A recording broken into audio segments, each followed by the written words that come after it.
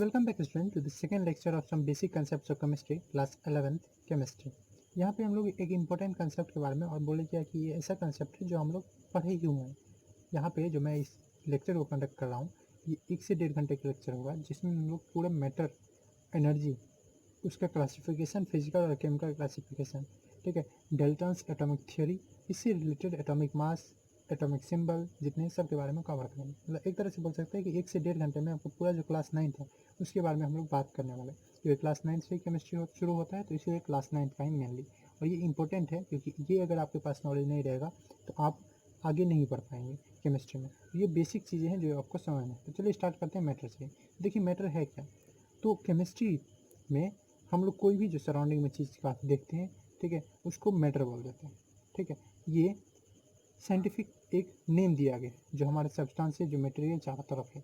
हम जानते हैं कि हमारे जो इस ये यूनिवर्स है, ये हमारा जो अर्थ है, उस पर लाइफ है, मैटर है और एनर्जी है।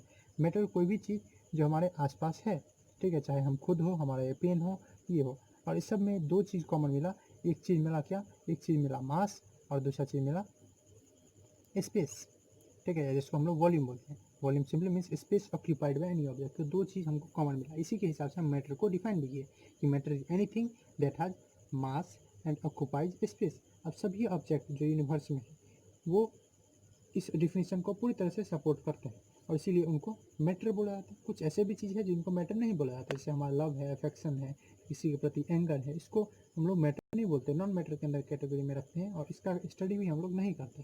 ठीक है, मास क्या है, मास को इसी रिलेशन से हम लोग उल्टा भी कर सकते हैं कि वॉल्यूम तो समझे, वॉल्यूम सिंपली मीन्स कि स्पेस जो कोई ऑक्यूपाई करता है, space occupied by any object, कोई ऑब्जेक्ट के द्वारा या बाय एनी मैटर। अब ये मास क्या है, तो इसी रिलेशन को इन्वर्स कीजिए यानी रिवर्स कीजिए। मैटर क्या बोले थे, मैटर को आप बोले थे कि एनीथिंग या any substance that has mass and occupy and that has mass and volume, जिसके पास मास एंड वॉल्यूम है। तो जैसे आप वॉल्यूम को डिफाइन किए कि ये स्पेस है जो कि कोई मैटर को ऑक्यूपाई करता है, तो मास को डिफाइन करेंगे कैसे, तो मास सिंपली मीन्स कि amount of matter in an object. ठीक है, मैटर कितना है किसी चीज़ में, क्योंकि मास दिखाता क्या है, तो मास डायरेक्टली मैटर से जुड़ा हुआ, मैटर है तो मास है। यानी मास होगा कब, जब उसमें जितना मैटर होगा उतना मास होगा। बहुत ज़्यादा मैटर है, 10-12 मैटर है, मतलब ज़्यादा मास होगा। अभी आप सिंपली समझिए, एक पेन है, ठीक है, कम मास, 10 पेन है, ज़्यादा मास। मतलब मास डिपिक्ट क्या कर रहा है कि कितना मैटर है हमारे पास, तो amount of matter in any, amount of matter in any object, किसी ऑब्जेक्ट में कितना मैटर। मास जो है, ये मास आप ये भी जानते हैं कि मास जो है वो constant quantity, mass is constant. Mass change नहीं करता है, चाहे आप प्लेस देखें या कोई दूसरा चीज़ देखें। मास को ऐसे भी डिफाइन किया जाता है as a measure of inertia. Inertia बताने की जरूरत नहीं है। इनर्शिया सिंपली मीन्स कि कोई बॉडी का वो एबिलिटी जो उसको अपने स्टेट चेंज करने पे मजबूर करे, मतलब इस उसका स्टेट नहीं चेंज करने दे। रेस्ट में है तो रेस्ट में ही, मोशन में है तो मोशन में ही। ये चीज़ फिजिक्स का वैसे थोड़ा सा कंसेप्ट है, उसको इनर्शियल मास भी कहते हैं। अब मास जो है उस किसी भी बॉडी का कांस्टेंट रहता है, चाहे आप अर्थ पे नापे, अर्थ पे कहीं पे जाके नापे, या मून पे नापे, या किसी और प्लानट पे नापे, तो अर्थ मास जो है वो क्या हो जाता है, सेम रहता है। अब हमारा जो सेंस है, ठीक है, सेंस में दो मेन इंपॉर्टेंट, जो हमारा साइट है यानी देखने का क्षमता, और किसी चीज़ को टच करने का क्षमता, ये बता ही देता है कि कौन ऑब्जेक्ट स्पेस ऑक्यूपाई कर रहा है और कौन ऑब्जेक्ट नहीं। जैसे मैं इस छू के और देख के इस पेन को बता सकता हूँ कि हाँ इसके पास कुछ मास भी है और ये स्पेस भी ऑक्यूपाई कर रहा है, मतलब ये मैटर है। कुछ चीज़ों को छोड़ के, जैसे मान लीजिए कोई ऐसा चीज़ है जो कलरलेस है या हम खा भी नहीं सकते, टेस्टलेस है, तो उन चीज़ों को हम लोग दूसरा तरीका निकालते हैं क्या चीज़ चेक करने के लिए कि वो मैटर है या नहीं। वैसे नहीं तो हम लोग अपने सेंस ऑर्गन से, अपने सेंस से, जैसे साइट और टच से हम लोग चेक कर लेते हैं। अब इसी से रिलेटेड है एक चीज़ वेट। हम लोग कभी कभी वेट और मास को एक ही मानने लगते हैं क्योंकि थोड़ा सा ही अंतर है, ठीक है। वैसे तो डिफिनीसन और टेक्निकल देखें तो बहुत ज़्यादा अंतर है, लेकिन ये दोनों बहुत ज़्यादा रिलेटेड है, इसीलिए हम कभी कभी मास और वेट को इंटर रिलेट करके यूज़ कर लेते हैं। वैसे वेट है क्या, देखिए अर्थ है ना, अर्थ हमको अपने, हम अगर यहाँ है तो हमको अर्थ एक फोर्स के साथ नीचे की तरफ, सेंटर की तरफ खींच रहा है। यही जो फोर्स है हमारे बीच में और अर्थ के बीच में, इसी को बोलते हैं वेट, ठीक है। जी हाँ, वेट जो है वो एक फोर्स है। वेट क्या है, एक फोर्स है जिससे हमको अर्थ खींच रहा है। Weight by which, force by which earth pulls an object, earth खींचता है किसी ऑब्जेक्ट को, पुल एन ऑब्जेक्ट, किसी ऑब्जेक्ट। और इसका आपको पता भी होगा फॉर्मूला, वेट जैसे फोर्स का होता है, क्या होता है फोर्स का फॉर्मूला एम है, तो वेट भी क्या है, एक क्या है फोर्स ही है, तो इसका हो जाएगा एम। और यहाँ पे एक है जगह कि ग्रेविटी अपना जो फोर्स लगाता है उसके कारण जो एक्सेलरेशन होता है वो एक्सेलरेशन ड्यू टू ग्रेविटी, जिसको स्मॉल जी से दिखाते हैं, तो वेट जो हो जाएगा एम जी हो जाएगा, जहाँ पे जी एक्सेलरेशन ड्यू टू ग्रेविटी। मैं ये क्यों बता रहा हूँ, मैं आपको थोड़ा सा डिफ्रेंशिएट करवाना चाहता हूँ मास और वेट के बीच में। यहाँ पे ये वेट जो है वो जी पे डिपेंड कर रहा है, यानी एक्सेलरेशन ड्यू टू ग्रेविटी के पर डिपेंड कर रहा है। और आपको पता होगा कि acceleration due to gravity vary करते रहता है, ऊपर जाइए तो वेरी कर जाता है, अर्थ से नीचे जाइए तो वेरी कर जाता है, इक्वेटर पे रहे तो अलग, ठीक है, पोल्स पे रहे तो अलग, यानी acceleration due to gravity change होता है। और एक्सेलरेशन ड्यू टू ग्रेविटी अगर चेंज हो रहा है यानी वेट भी चेंज होगा, क्योंकि यहाँ से आप देख सकते हैं वेट डायरेक्टली प्रोपोर्शनल है एक्सेलरेशन ड्यू टू ग्रेविटी। जैसे मून पे 1/6 होता है जी, जी का वैल्यू 1/6 है, जैसे यहाँ 9.8 है तो वहाँ 1.6 है समथिंग, 1.6। तो इस कंडीशन में कोई आदमी जो यहाँ 60 किलो का है वहाँ कितना हो जाने वाला है, तो वहाँ पे 10 kg का होने वाला है। ओके, तो ये बात हुई वेट का। मतलब क्या बोल सकते हैं कि जो वेट है किसी बॉडी का वो वेरिएबल है, वेट इज वेरिएबल, ठीक। इसलिए वेट और मास दोनों को एक साथ नहीं यूज करना चाहिए, दोनों अलग अलग चीज़ है। वेट जो है वो डिपेंड करता है जी पे, लेकिन मास ऐसा कोई डिपेंड नहीं करता है किसी दूसरे चीज़ पे। ओके, अब देखिए ऐसा भी है कि जो मैटर है, मैटर को माना जाता है कि मैटर इनडेस्ट्रक्टिबल है। क्या है, मैटर इज इनडेस्ट्रक्टिबल, यानी उसको डिस्ट्रक्ट नहीं किया जा सकता है, सही बात है, ठीक है। इसको हम लोग law of conservation of mass में पढ़ते भी हैं और पढ़ेंगे भी आगे। लॉ ऑफ केमिकल कॉम्बिनेशन इसका नेक्स्ट लेक्चर होगा, जिसमें हम लोग 4-5 लॉ के बारे में पढ़ेंगे। तो मैटर इनडिस्ट्रक्टिबल मतलब इसको ना ही बनाया जा सकता है, ठीक है, ना ही आप डिस्ट्रॉय कर सकते हैं, ये ठीक है, नाइदर क्रिएटेड नॉट डिस्ट्रॉय। यानी जितना क्वांटिटी है मैटर यूनिवर्स में वो कांस्टेंट रहेगा। कहने का क्या मतलब है कि amount of matter in universe is constant, ठीक है। यूनिवर्स में जो मैटर है, मैटर का अमाउंट वो क्या है, कांस्टेंट है। उसी तरह से जैसे एनर्जी का अमाउंट कांस्टेंट है, ये ठीक है। पर ऐसा नहीं है कि मैटर जैसा है वैसा ही रहेगा। कहने का मतलब कि मैटर भी चेंज हो सकता है दूसरे फॉर्म में, और वो चेंज इसमें हो सकता है एनर्जी में, जिसको हम मास एनर्जी कंजर्वेशन भी कहते हैं, जिसको दिया किसने था, तो बाय आइंस्टाइन, ठीक है। इन्होंने बोला था कि मास और एनर्जी एक दूसरे में इंटर कन्वर्टेबल है, मास को हम एनर्जी में बदला जा सकता है। उसके लिए इन्होंने एक फेमस इक्वेशन भी दिया था, E = mc², जहाँ पे m जो है वो मास है जिसको हम कन्वर्ट करने वाले हैं, और c क्या है, स्पीड ऑफ लाइट, ठीक है। अब एनर्जी को डिफाइन कैसे होता है, तो एनर्जी डिफाइन किया जाता है कि एबिलिटी टू डू वर्क, ठीक है, एबिलिटी टू डू वर्क। और आप देखिए, आप अगर खाना नहीं खाएं तो आप कोई काम कर पाएंगे नहीं, क्योंकि आपको वो क्षमता खत्म हो जाएगा जिससे काम कर पाते हैं। तो वही जो क्षमता है उस क्षमता को हम लोग क्या बोलते हैं, एनर्जी। तो एनर्जी डिफाइन किया जाता है एबिलिटी या कैपेसिटी ऑफ डूइंग वर्क। अब जिसके पास कैपेसिटी है किसी चीज़ को धकेलने की, एक प्लेस से दूसरी जगह ले जाने की, तो उसको वर्क कहते हैं। ऑफकोर्स वर्क का एक टेक्निकल मीनिंग है साइंस में, फिजिक्स में। फिजिसिस्ट के लिए वर्क का एक स्पेशल मीनिंग है, और क्या वो मीनिंग है आप जानते ही हैं, ठीक है, क्लास 9 के फिजिक्स से, कि वर्क जो है एक ऐसा फिजिकल क्वांटिटी है जो तब होता है जब कोई फोर्स किसी बॉडी पर लगे और उससे डिस्प्लेसमेंट हो। अब एनर्जी का बहुत सारा फॉर्म है, जैसे लाइट एनर्जी है, ठीक है, हीट एनर्जी है, साउंड एनर्जी है, इलेक्ट्रिकल एनर्जी है। अब दूसरा चीज़, एनर्जी भी ना ही क्रिएट किया जा सकता है ना ही डिस्ट्रॉय, ठीक है, यानी एनर्जी भी कांस्टेंट है, energy is constant in universe में एनर्जी का भी अमाउंट जो है वो भी कांस्टेंट है, इसको भी ना ही क्रिएट किया जा सकता है ना ही डिस्ट्रॉय, पर इंटर कन्वर्टेबल है, यानी मास और एनर्जी को इंटर कन्वर्ट किया जा सकता है। अब चलिए इतना चीज़ पढ़ने के बाद, थोड़ा सा आप आइडिया लेने के बाद, मैटर और उस एनर्जी से रिलेटेड बातें करने के बाद, अब हम आते हैं क्लासिफिकेशन ऑफ मैटर, ठीक है।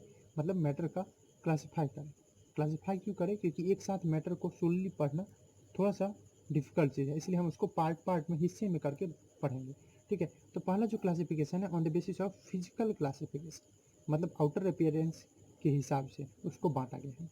और वो कौन कौन है, तो इसको भी आप 9 में ही पढ़ चुके हैं। वो है मेन 3 है, solid, liquid and gas. Of course मैं यहाँ पे प्लाज्मा और बोस आइंस्टीन कंडेंसेट के बारे में नहीं बात करने वाला। तो ये 3 चीज़ है, solid, liquid and gas, physical classification के हिसाब से। केमिकल क्लासिफिकेशन के हिसाब से, तो केमिकल क्लासिफिकेशन के हिसाब से अगर हम देखिए मैटर को ही, तो केमिकल क्लासिफिकेशन के हिसाब से इसको 2 हिस्से में बांटा गया है, ठीक है। कौन क्या है वो, तो एक है प्योर सब्सटेंसेस और एक है इम्प्योर सब्सटेंसेस, ठीक है, प्योर सब्सटेंसेस और इम्प्योर सब्सटेंसेस। इम्प्योर सब्सटेंसेस को हम कभी कभी क्या चीज़ बोल देते हैं, मिक्सर भी बोल देते हैं। क्या बोलते हैं? मिक्सर। फर्दर हम जानते हैं कि अब जैसे मिक्सर है, मिक्सर को हम होमोजीनस हेट्रोजीनस में बांटते हैं, तो वही चीज़ तो हमको बात ही करना है इस लेक्चर में, ये क्लास 9 की बेसिक चीज़। अब देखिए हम लोग जानते हैं, अब सब कुछ के बारे में बात तो नहीं करूँगा मैं, सिंपल में खत्म करते जाता हूँ। जैसे सॉलिड है, सॉलिड को किस चीज़ के लिए जाना जाता है? उसके रिजिडिटी के कारण कि वो बहुत कठोर है। कठोर कैसे होता है? क्योंकि इसके पास जो शेप है इसका वो डिफिनिट है। अब ऑफकोर्स सॉलिड पे एक चैप्टर ही पढ़ने वाले, सॉलिड लिक्विड गैस, सब पे आपके लिए चैप्टर है। सॉलिड स्टेट आप पढ़ेंगे क्लास 12th में, लिक्विड स्टेट फिजिक्स में आप पढ़ेंगे, mechanical properties of fluid class 11th में ही, और गैसेस स्टेट भी केमिस्ट्री में ही पढ़ेंगे आप क्लास 11th में। तो सॉलिड को हम लोग जानते हैं किससे, कि वो रिजिड होता है, कठोर होता है, उसका डिफिनिट शेप होता है, उसके बाद उसका फिक्स्ड वॉल्यूम होता है, फिक्स्ड वॉल्यूम है। उसके बाद ये इनकम्प्रेसिबल है, मतलब इस पर प्रेशर देने पे कोई इस पर प्रभाव नहीं पड़ता है। जैसे गैस है, गैस पे प्रेशर देने पे क्या होता है? तो गैस पे प्रेशर देने पे उसका वॉल्यूम घट जाता है और वो लिक्विफाई हो जाता है, गैस लिक्विड में बदल जाता है, पर ऐसा इसमें नहीं है।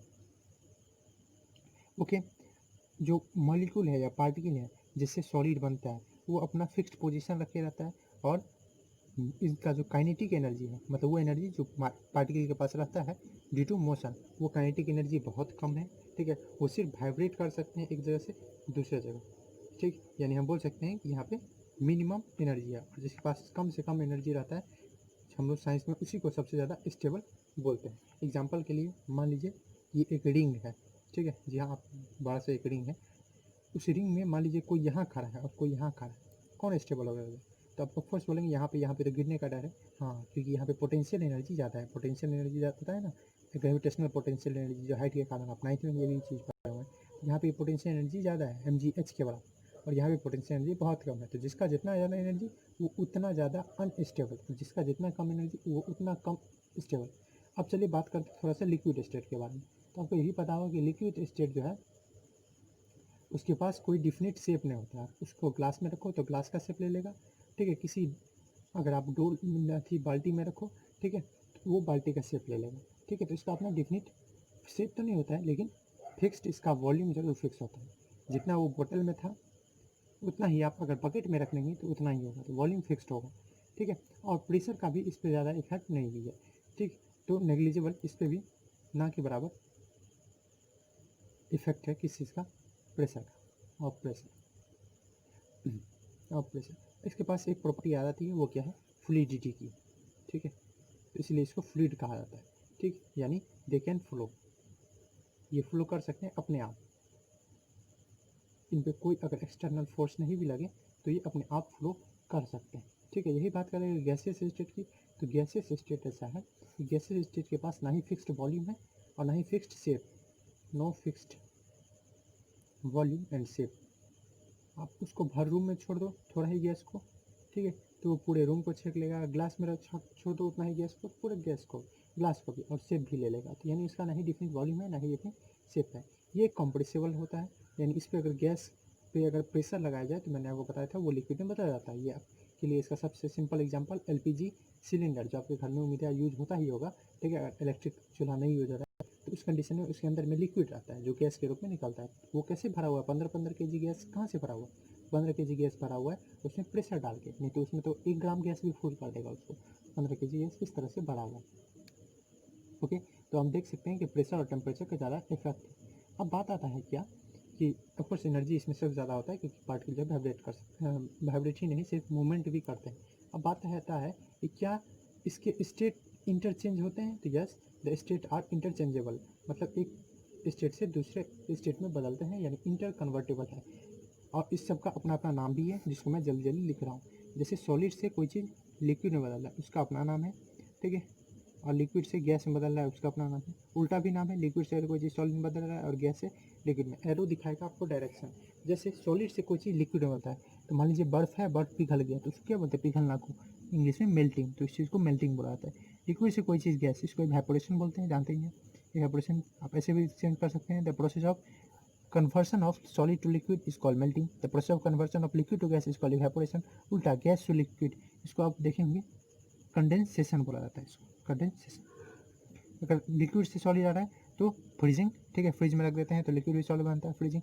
एक और प्रोसेस है जिसमें डायरेक्ट सॉलिड से गैस में बदलता है, इसको हम लोग बोलते हैं सब्लिमेशन, ठीक है, जैसे कपूर है, ठीक है, कैम्फर है, नेफ्थलीन बॉल है, इस तरह का। और इसका उल्टा भी हो सकता है, यानी गैस से भी सॉलिड में आया जा सकता है। इसको डिपोजिशन या सॉलिडिफिकेशन या आप डिसब्लिमेशन भी बोल सकते हैं, सॉलिडिफिकेशन, ठीक है। अब इसमें अपना एनर्जी का मामला है, जैसे सॉलिड से लिक्विड में बदलने के लिए हमको प्लस करना पड़ता है एनर्जी, ठीक है, इसमें जितना इधर वाला डायरेक्शन है इस सब में एनर्जी का माइनस करना पड़ता है, ठीक है, यानी एनर्जी कहीं प्लस भी होता है, यानी देना पड़ता है हमको बाहर से, ठीक है, जिसको हम लोग बोलते हैं इंडोथर्मिक प्रोसेस, और कहीं कहीं निकलता भी है, जिसको एक्सोथर्मिक प्रोसेस के बारे में बात करें। अब चलिए बात करते हैं इसे केमिकल क्लासिफिकेशन के ऊपर। तो अगर हम बात करें इसकी केमिकल क्लासिफिकेशन के ऊपर, तो हम लोग जानते हैं कि केमिस्ट्री में हम लोग पढ़ते ही किसको है, तो पढ़ते ही हैं केमिकल को, ठीक है। हम अगर एक बात बोले कि हमारा जो मैटर है, मैटर एग्जिस्ट किस में करता है, तो मैटर एग्जिस्ट करता है in form of chemical substance. एक अच्छा लाइन है, आप लिख सकते हैं कि मैटर जो है वो एग्जिस्ट करता है किस फॉर्म में, एग्जिस्ट इन नेचर, नेचर में एग्जिस्ट करता है in form of chemical substance, chemical substance के रूप में ये क्या करता है, एग्जिस्ट करता है, रहता ही है केमिकल सब्सटेंस के रूप में। अब इस तरह से इसको बांटा गया है, इसमें बांटा गया है प्योर सब्सटेंस में और इम्प्योर सब्सटेंस में। नाम से ही पता चल रहा है कोई चीज़ प्योर तब हम लोग बोलते हैं, साइंस में प्योर और डेली लाइफ में प्योर का अपना मतलब है। जैसे डेली लाइफ में हम दूध को भी प्योर बोलते हैं, लेकिन साइंस वाले बोलते हैं नहीं, प्योर हम दूध को नहीं बोल सकते हैं कोई भी कंडीशन में। हम लोग इम्प्योर दूध को कब बोलते हैं, जब उसमें पानी या कोई दूसरा चीज़ मिला हुआ है, लेकिन साइंस वाला पहले से ही उसको बोलते हैं प्योर नहीं है, क्योंकि इसमें अलग अलग प्रोटीन्स है, फैट्स है, इसलिए उसको हम प्योर नहीं मान सकते। साइंस वाले प्योर किसको मानते हैं, जो बना हो मेड अप ऑफ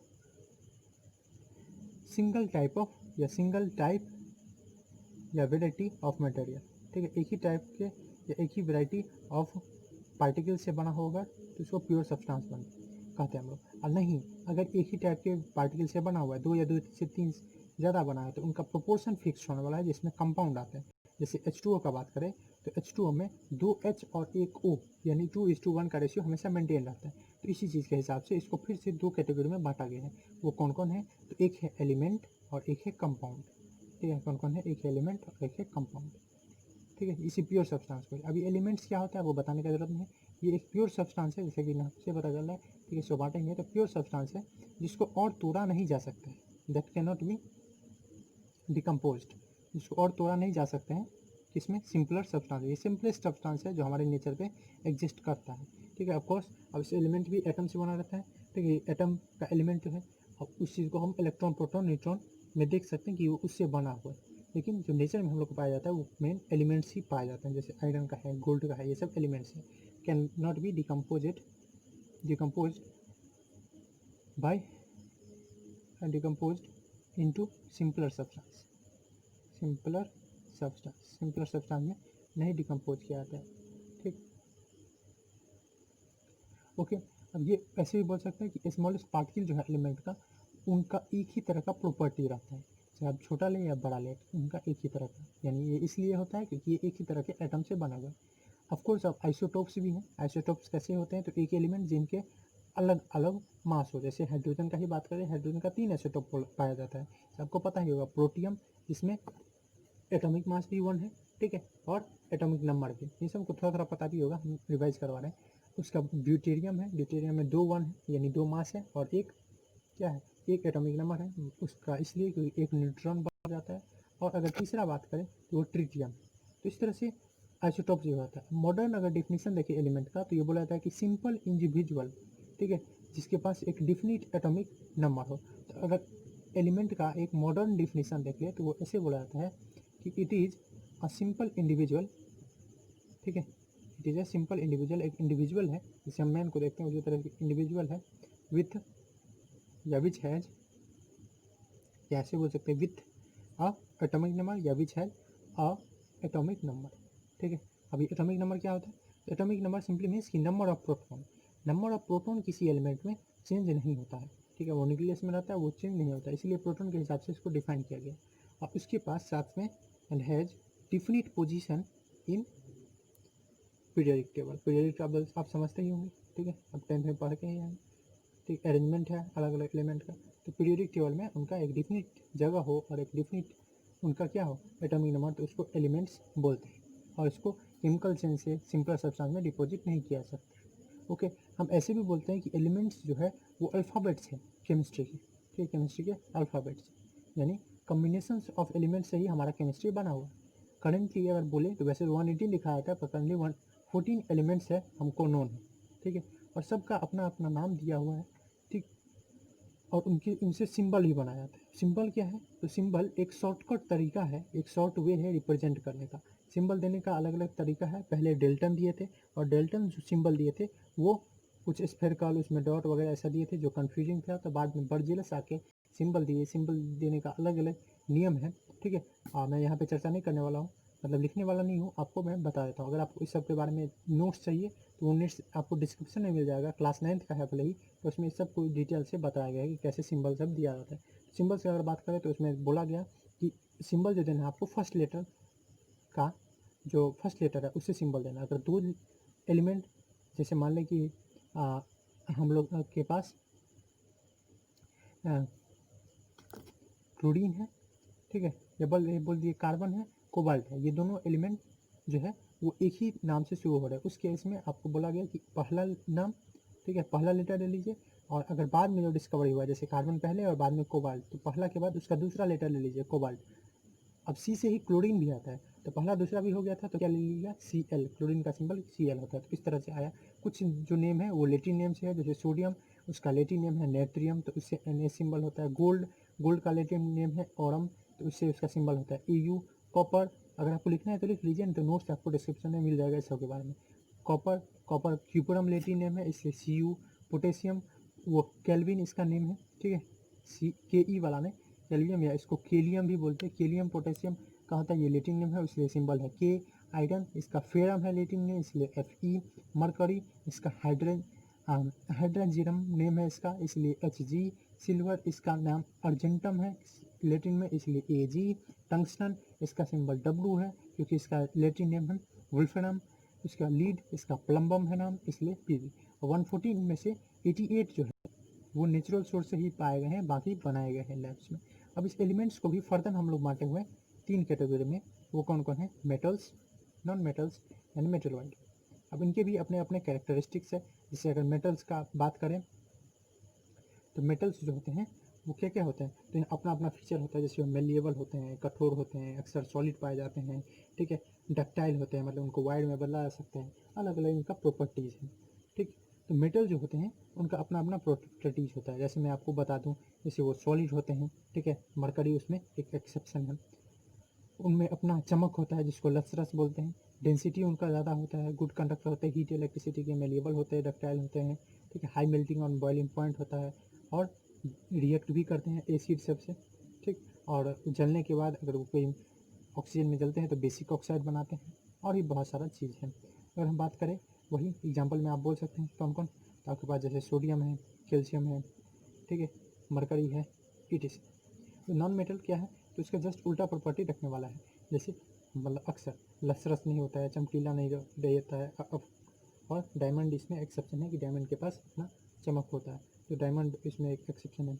बाकी गुड कंडक्टर, हीट और इलेक्ट्रिसिटी का नहीं होता है, एक्सेप्ट ग्रेफाइट जिसके पास गुड कंडक्टर का प्रॉपर्टीज़ है।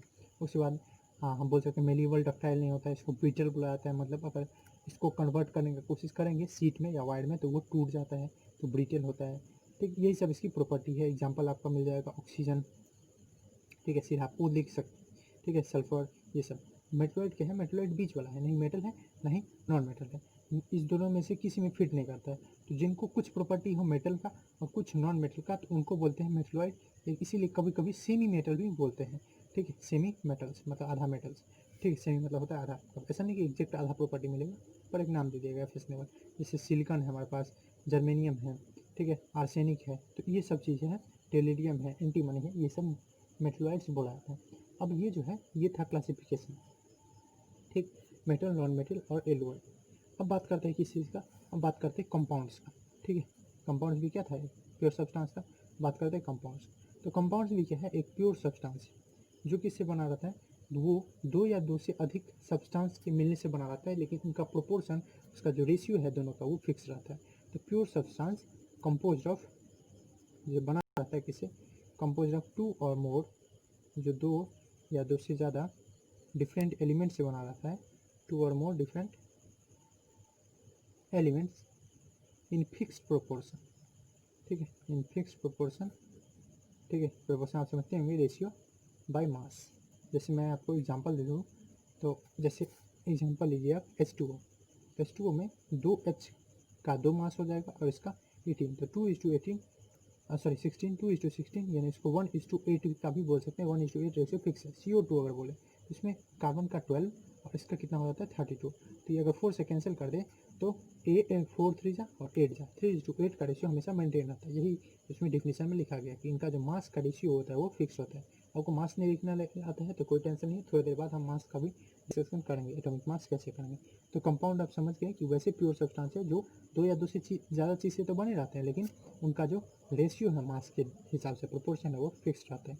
और प्रॉपर्टी जो है कंपाउंड का वो उनके एलिमेंट से अलग होता है। जैसे H2O का ही बात कर लीजिए, हाइड्रोजन एक फ्यूल है, यानी इसमें आग लगाने पे ये एक सोर्स के रूप में काम करता है। ऑक्सीजन सपोर्टर है, लेकिन दोनों जब मिल के कंपाउंड बना दिए H2O तो ये फायर एक्सटिंग्विशर है। समझिए, एक सोर्स है, ठीक है, एक सपोर्टर है किस चीज़ का, फायर का, लेकिन जब दोनों मिल के एक कंपाउंड बनाया तो वो फायर को अपोजिट करने वाला है, अपोज करने वाला है। पानी बुझाता है ना, तो इस तरह से। तो इनका प्रॉपर्टी कंपाउंड का आप ऐसे ही पता कर सकते हैं। मिक्सर और कंपाउंड में मेन डिफरेंस है ये, ठीक है। पहला तो फिक्स प्रोपोर्शन का, फिक्स प्रोपोर्शन का जो देख के प्रॉपर्टी में ये आपको आएगा, जैसे अब चीनी और पानी दोनों को मिला देंगे तो इनका जो है रेशियो कभी फिक्स नहीं होने वाला है। कभी आपका जो शरबत है उसमें चीनी ज़्यादा हो सकता है, कभी कम हो सकता है, तो इसमें वो दोनों प्रोपोर्शन फिक्स नहीं है उनका। इसीलिए ऐसा है कि उनमें ना ही ये फिक्स है, और उस आप शरबत जो पियेंगे उसमें आपको पानी का भी स्वाद रहेगा जो कि टेस्टलेस वैसे आता है पर फिर भी, और चीनी का भी। लेकिन यहाँ पे ये दोनों जो मिला है H और O, तो इस दोनों का मिलने के बाद इस दोनों का प्रॉपर्टी कहीं खत्म हो गया, ठीक है। तो प्रॉपर्टी जो होता है एलिमेंट्स का, जैसे कंपाउंड बना रहता है, उससे एकदम अलग होता है किसका, कंपाउंड का प्रॉपर्टी, ठीक। ये बात हुई, ओके। इसके भी दो टाइप्स हैं मेनली, ठीक है। जो कंपाउंड्स है उसको दो बड़ा बड़ा क्लासिफिकेशन किया गया है। एक है ऑर्गेनिक कंपाउंड्स, ठीक है, मैं शॉर्टकट में COMPDS लिख देता हूँ, कंपाउंड्स, और एक है इनऑर्गेनिक कंपाउंड्स। मुझे पता है ऑर्गेनिक कंपाउंड्स इनऑर्गेनिक कंपाउंड्स आपको पता है, 10th में ही पढ़े हैं आप, ठीक है। ऑर्गेनिक कंपाउंड्स क्या होता है, तो वैसे जो हाइड्रोकार्बन या उसके डेरिवेटिव है, मतलब जो कार्बन के बारे में, कार्बन के कंपाउंड है उसके बारे में, सिंपल में बोले तो हाइड्रोकार्बन एंड इट्स डेरिवेटिव, जो हाइड्रोजन और कार्बन से बने हुए हैं या उसमें हाइड्रोजन को रिप्लेस करके अलग अलग फंक्शनल ग्रुप जुड़े हुए हैं, चाहे अल्कोहल हो, इथर हो, फिनॉल हो, एल्डिहाइड हो, कीटोन हो, वो सब। इनऑर्गेनिक क्या होते हैं, तो all compounds except organic, simply all compounds except organic. Organic को छोड़ के जितने एलिमेंट्स के कंपाउंड हैं उस सब वो किसमें पढ़ते हैं, इनऑर्गेनिक।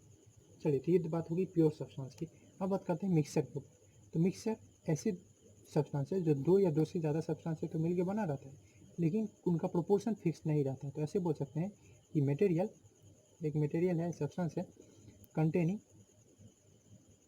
कंटेनिंग टू और मोर सब्सटेंस, जो दो या दो से ज़्यादा सब्सटेंस से बना रहता है।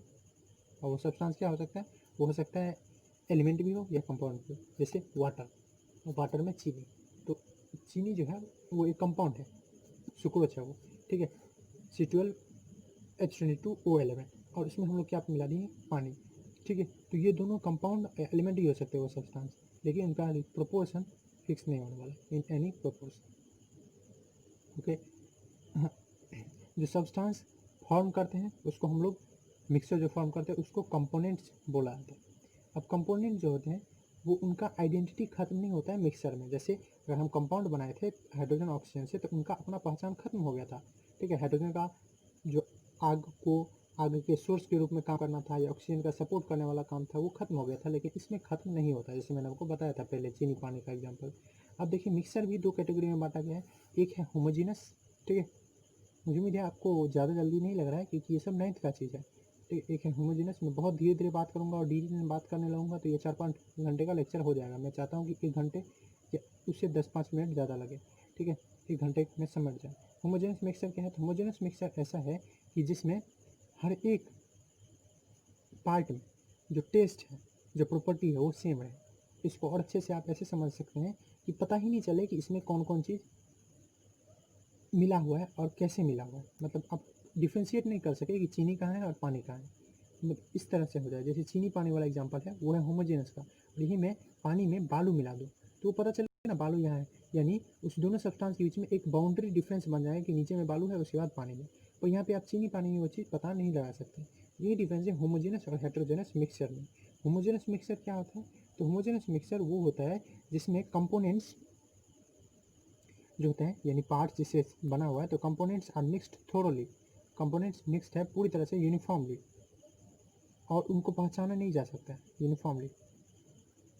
And boundary can not be distinguished, boundary between components, उनके बीच में जो बाउंड्री है वो बिटवीन, मैं शॉर्ट में लिख दिया हूँ, between components can not be distinguished, उसको डिस्टिंग्विश नहीं किया जा सकता। लेकिन यही बात करें हम हेटेरोजेनस की, तो हेटेरोजेनस जो है इसमें जस्ट इसका उल्टा है, ठीक है। हेटेरोजेनस में components are not mixed, component जो होते हैं वो मिक्स नहीं रहते हैं, आर नॉट मिक्स्ड थोरोली, पूरी तरह से मिक्स नहीं रहते हैं, ठीक है। और इसके साथ साथ जो इनका जो बाउंड्री सेपरेशन है वो भी दिख जाता है। एलवाई भी जो है वो एक तरह का मिक्सचर ही है, ठीक है। एग्जाम्पल एलवाई, और एलवाई यहाँ पे होमोजेनस मिक्सचर का काम करता है, ठीक है। एलवाई है या दूसरी सॉल्यूशन है, ये सब भी क्या है, ये सभी मिक्सचर है। हेटेरोजेनस मिक्सचर ऐसे ही बोल सकते हैं कि ये नॉट यूनिफॉर्म, यूनिफॉर्म नहीं रहते हैं, ओके। एलवाई आप जानते ही हैं, दो या दो से ज़्यादा जब मेटल या नॉन मेटल को मिलाया जाता है एक फिक्स रेशियो में, तो इसको बोला जाता है एलवाई, ठीक। और उसको अलग भी किया जाता है प्रॉपर्टी के हिसाब से। अब मिक्सचर का कंपोनेंट डिफर करता है, उसके जो कंपोनेंट्स हैं उसको हम लोग अलग कर सकते हैं बाय मैनी फिजिकल मेथड्स, ठीक है। और इससे क्या होता है, हम प्योर सब्सटेंस उसमें से निकाल सकते हैं, ठीक। जैसे मान लीजिए एयर है, एयर क्या है, एयर भी एक मिक्सचर ही, ठीक। एग्जांपल में एयर भी एक मिक्सचर है।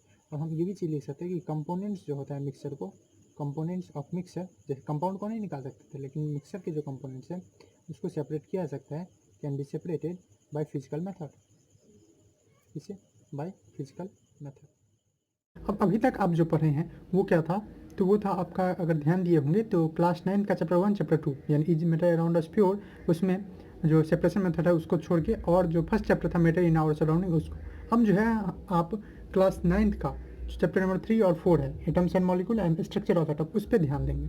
अब देखिए इसमें सबसे इंपॉर्टेंट जो आता है वो है डाल्टन्स एटॉमिक थ्योरी, और दो इसमें बहुत सारा चीज़ गलत भी है, तो हम लोग वो सब देखेंगे यहाँ पे। डाल्टन्स एटॉमिक थ्योरी, क्योंकि ये पहला टाइम था जब कोई आदमी, कोई साइंटिस्ट और ये टीचर थे जिन्होंने एटम्स के बारे में उस टाइम में कुछ कहा था। और ये पता था कि मैटर जो है वो बहुत छोटे छोटे पार्टिकल से बना हुआ है, ये इंडियन ग्रीक फिलोसफर सब बोले हुए थे पहले भी, ये 400-500 BC की बात कर रहा हूँ।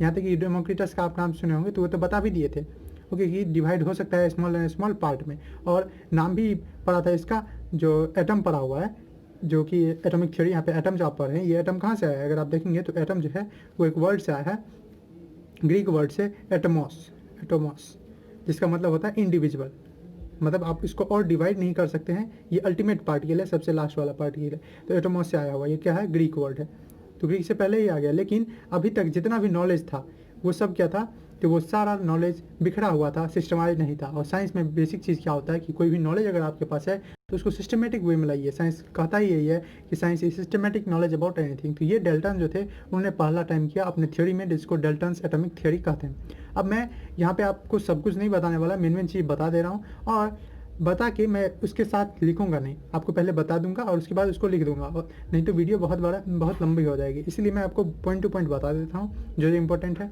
उसका लिमिटेशन क्या है डाल्टन एटॉमिक थ्योरी का, मतलब कहाँ कहाँ गलत हो जा रहा है उसके बारे में बता देता हूँ, क्या कमी था ये बता देता हूँ, और मॉडिफाइड व्यू क्या है, या मॉडिफाइड वर्जन आप बोल सकते हैं डाल्टन एटॉमिक थ्योरी का, वो क्या है, यानी सब कुछ करेक्ट करते हुए। चलिए हम लोग स्टार्ट करें। तो इनका जो कुछ पोस्टुलेट था, पोस्टुलेट मतलब जो ये माने थे, मेन पॉइंट जो है वो ये है। पहला बोले थे कि मैटर जो होते हैं वो छोटे छोटे पार्टिकल से बने होते हैं, जिनको हम लोग एटम्स बोलते हैं, जो बहुत छोटे पार्टिकल्स होते हैं और उनको और डिवाइड नहीं किया जा सकता है, और छोटे पार्टिकल में वो इनस्ट्रक्टेबल है और इंडिविजुअल है, मतलब और उनको डिवाइड नहीं किया जा सकता, जिसको इन्होंने एटम नाम दिया। पर हम लोग जानते हैं कि ये बात गलत है। आज हम लोग जानते हैं कि जो एटम्स होते हैं, एटम्स अपने पार्टिकल से बने होते हैं, वो खुद पार्टिकल से बने होते हैं, जिसको सब एटॉमिक पार्टिकल बोलते हैं, इलेक्ट्रॉन, प्रोटॉन, न्यूट्रॉन। और याद है प्रोटॉन न्यूट्रॉन भी जो है, और भी हम लोग क्वार्क्स तक पहुंच गए, मतलब वो भी बने हुए हैं कुछ चीज़ों से। तो ये चीज़ पहला पॉइंट गलत था, खैर वो चीज़ हम बाद में देखेंगे। तो मेन पॉइंट ये था, आपको लिखना है लिख लीजिए, वैसे मैं इसको वीडियो को पॉज करके सब कुछ लिख दूंगा।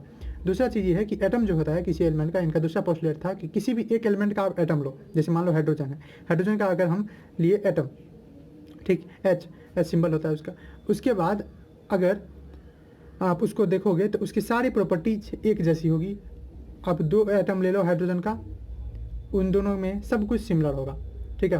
अब सब कुछ प्रॉपर्टी सिमिलर होगा, इससे क्या मतलब है, इसका मतलब था मेनली उनका मास से और साइज से। पर आज हम लोग जानते हैं कि हमारे पास आइसोटॉप्स आइसोबार्स आ गए। ओके, तो आइसोटॉप्स हो गए, तो हाइड्रोजन का ही 3 आइसोटॉप्स है जो आप लोग जानते होंगे। एक होगा ये वाला 1 1 2 1 और 3 1। क्या क्या बोलते हैं अगर नाम याद हो आपको तो? प्रोटियम, ड्यूटेरियम और ट्रिटियम। ओके, तो यहाँ पे आप क्या देख रहे हैं कि मास जो है तीनों का अलग अलग है, ऑल्दो एटॉमिक नंबर सेम है, प्रोटॉन की संख्या सेम है। थोड़ा मोड़ा तो आप जानते होंगे स्ट्रक्चर ऑफ एटम से, इलेक्ट्रॉन प्रोटॉन न्यूट्रॉन के बारे में। तो ये देखिए, आप मास अलग अलग हो जाता है, ऐसे रिप्रेजेंट किया जाता है एलिमेंट को। ये हम लोग देखेंगे थोड़ी देर में कि एलिमेंट को रिप्रेजेंट करने का ये तरीका है। आप एलिमेंट का नाम सिंबल लिख दो यहाँ एक्स से, ऊपर में आप क्या करोगे, एटॉमिक मास दे दोगे, ए से डिनोट करते हैं, और नीचे में एटॉमिक नंबर दे दोगे, जेड से डिनोट करते हैं इसको। तो यहाँ पे ये बात भी गलत हो गई कि एटम जो होते हैं एक एलिमेंट के वो आइडेंटिकल होते हैं। तीसरा जो बात इन्होंने इंपॉर्टेंट बोला था, इसी के साथ आप इसको दूसरे में भी मेंशन कर सकते हैं कि एक एलिमेंट, कोई एलिमेंट ले, उसके सारे एटम एक जैसे होते हैं, और अलग अलग एलिमेंट ले तो उनके सब कुछ अलग अलग होते हैं, और ये बात भी गलत है। इस पार हम लोग पढ़ेंगे। अगेन ये बोले थे कि कंपाउंड जब भी फॉर्म होता है तो कब फॉर्म होता है, जब एटम जो होते हैं अलग अलग एलिमेंट के, जैसे हाइड्रोजन और ऑक्सीजन दोनों अलग अलग एलिमेंट के एटम है, मिले और वाटर बनाए, तो अलग अलग एलिमेंट के जो एटम होते हैं वो एक दूसरे में सिंपल रेशियो में, सिंपल न्यूमेरिक रेशियो में कंबाइन करते हैं, जैसे 1:1, 1:2, 1:3 ऐसे करके।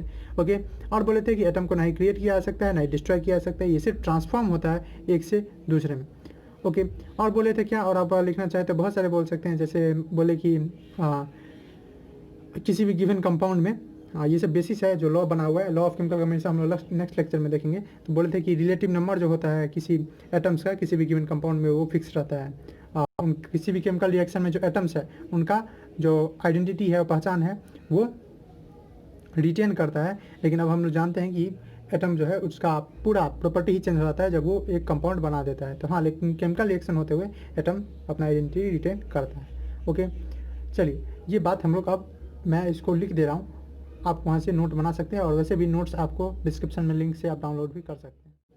आप देख सकते हैं यहाँ पे मैंने सब कुछ लिख दिया है, जो जो मेन पॉइंट है। जैसे मैटर जो है वो बना है एक्सट्रीमली स्मॉल पार्टिकल से, जिसको हम लोग एटम्स बोलते हैं। एटम जो होते हैं किसी एलिमेंट का वो सेम होते हैं, एक खास एलिमेंट का सेम होते हैं सारे प्रॉपर्टीज़ में। प्रॉपर्टी मतलब यहाँ मास, साइज से, और डिफरेंट एटम्स का जो एलिमेंट्स, डिफरेंट एटम जो होते हैं, एटम्स ऑफ डिफरेंट एलिमेंट्स, वो डिफरेंट होते हैं। लेकिन ये चीज़ भी सही नहीं है, एटम ना ही क्रिएट किया जा सकता है ना ही डिस्ट्रॉय। ये सब यहाँ सबसे क्वेश्चन अच्छा बनता है, और ये 9 में भी आप पढ़े होंगे कि कौन सा जो पोस्टुलेट है या पॉइंट है एटॉमिक थ्योरी का, डेल्टन का, जो कि बेसिस बना है law of conservation of mass का। तो law of conservation of mass का यही मेन पोस्टुलेट बेसिस बना है। उसी तरह से ये बोला है relative number and kind of atom are always the same in a given compound. जैसे मान लीजिए आप H2 है, H2 आप किसी भी सोर्स से ले लें, आप समुद्र से ले रहे हैं, या रेन वाटर से ले रहे हैं, या अपने हैंड पंप से ले रहे हैं, कुआं से ले रहे हैं, कहीं उसमें अगर आप देखें तो 2 हाइड्रोजन और 1 ऑक्सीजन, हर एक ऑक्सीजन के लिए 2 हाइड्रोजन अवेलेबल होता है। ये हमेशा फिक्स रहता है। और यही जो पोस्टुलेट है, यही जो पॉइंट है, ये किसका बेसिस बना है? लॉ ऑफ डिफिनिट प्रोपोर्शन या लॉ ऑफ कांस्टेंट प्रोपोर्शन का।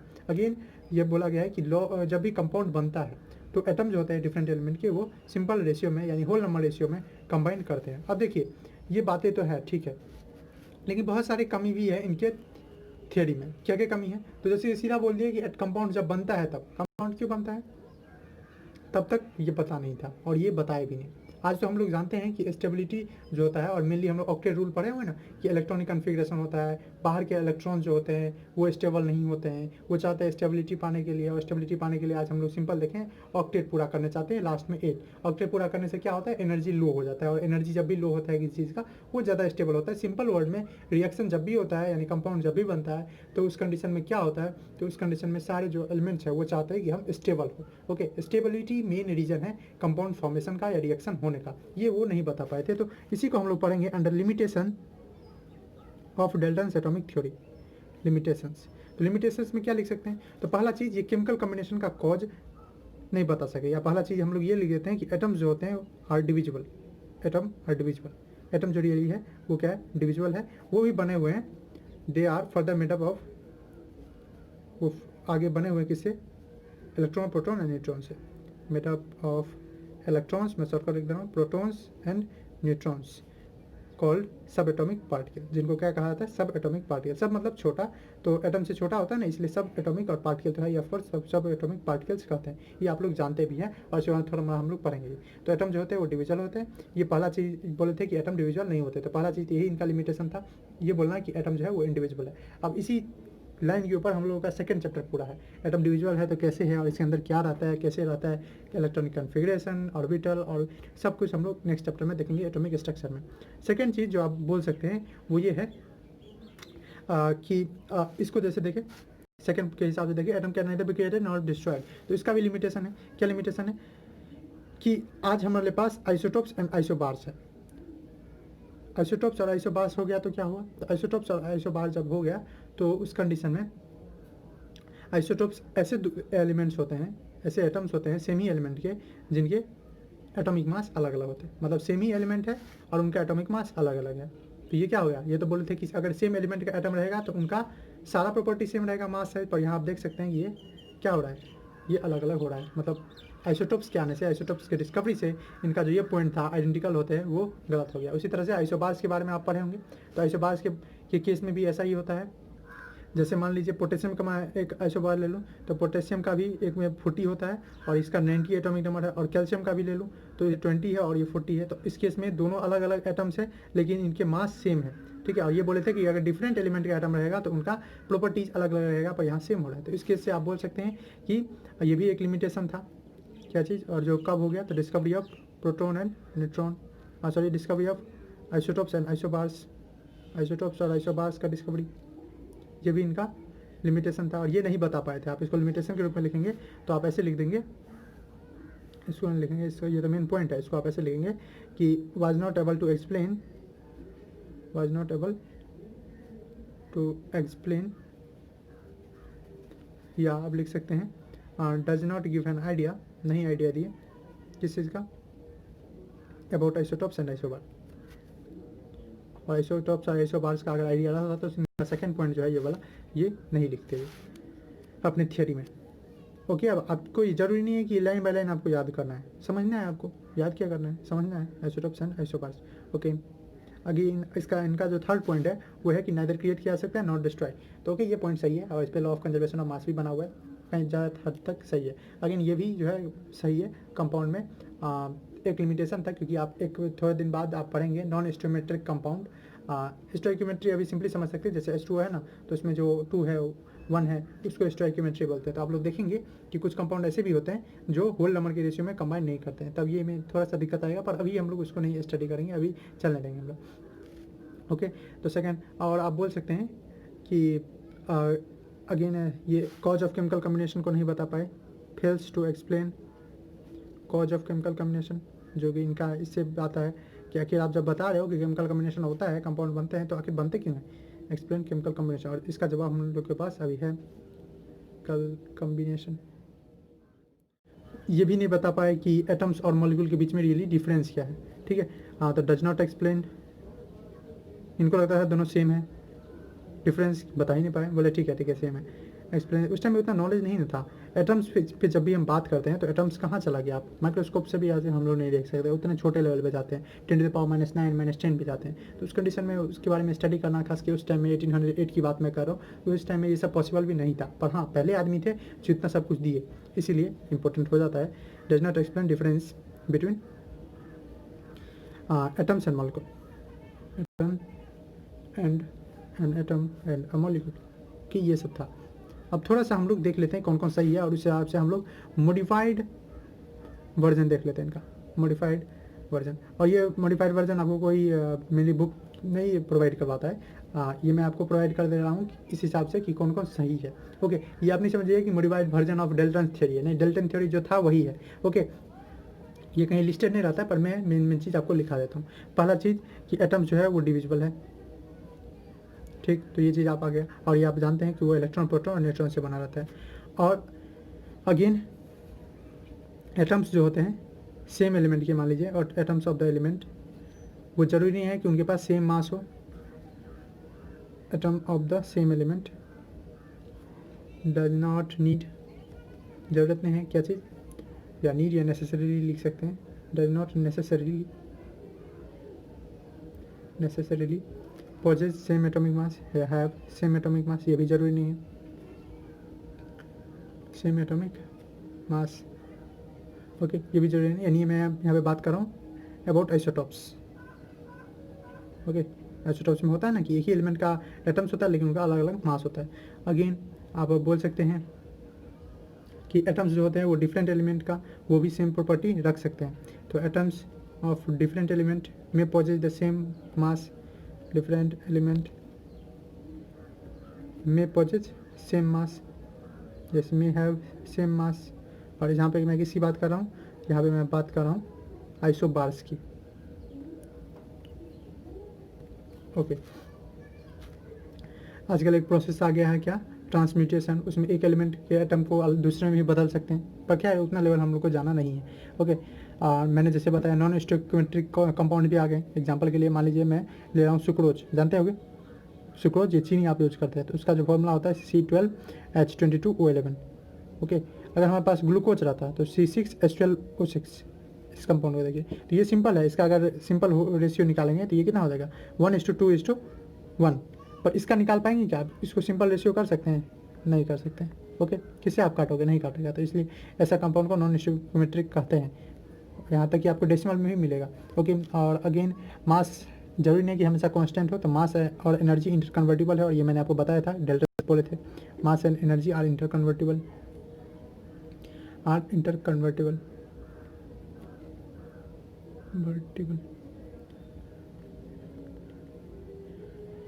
ओके, एटम्स के बारे में ये व्यू नहीं दे पाए थे, तो इसके बारे में लिखिए कि एटम्स जो होते हैं वो चीज़ होते हैं, एटम्स आर स्मॉलेस्ट पार्टिकल, वैसे पार्टिकल होते हैं या यूनिट होते हैं जो पार्ट लेते हैं, दैट टेक पार्ट, जो हिस्सेदारी लेते हैं, पार्टिसिपेट करते हैं किसमें, इन केमिकल रिएक्शन, लेकिन ये इंडिपेंडेंटली एग्जिस्ट नहीं करते हैं।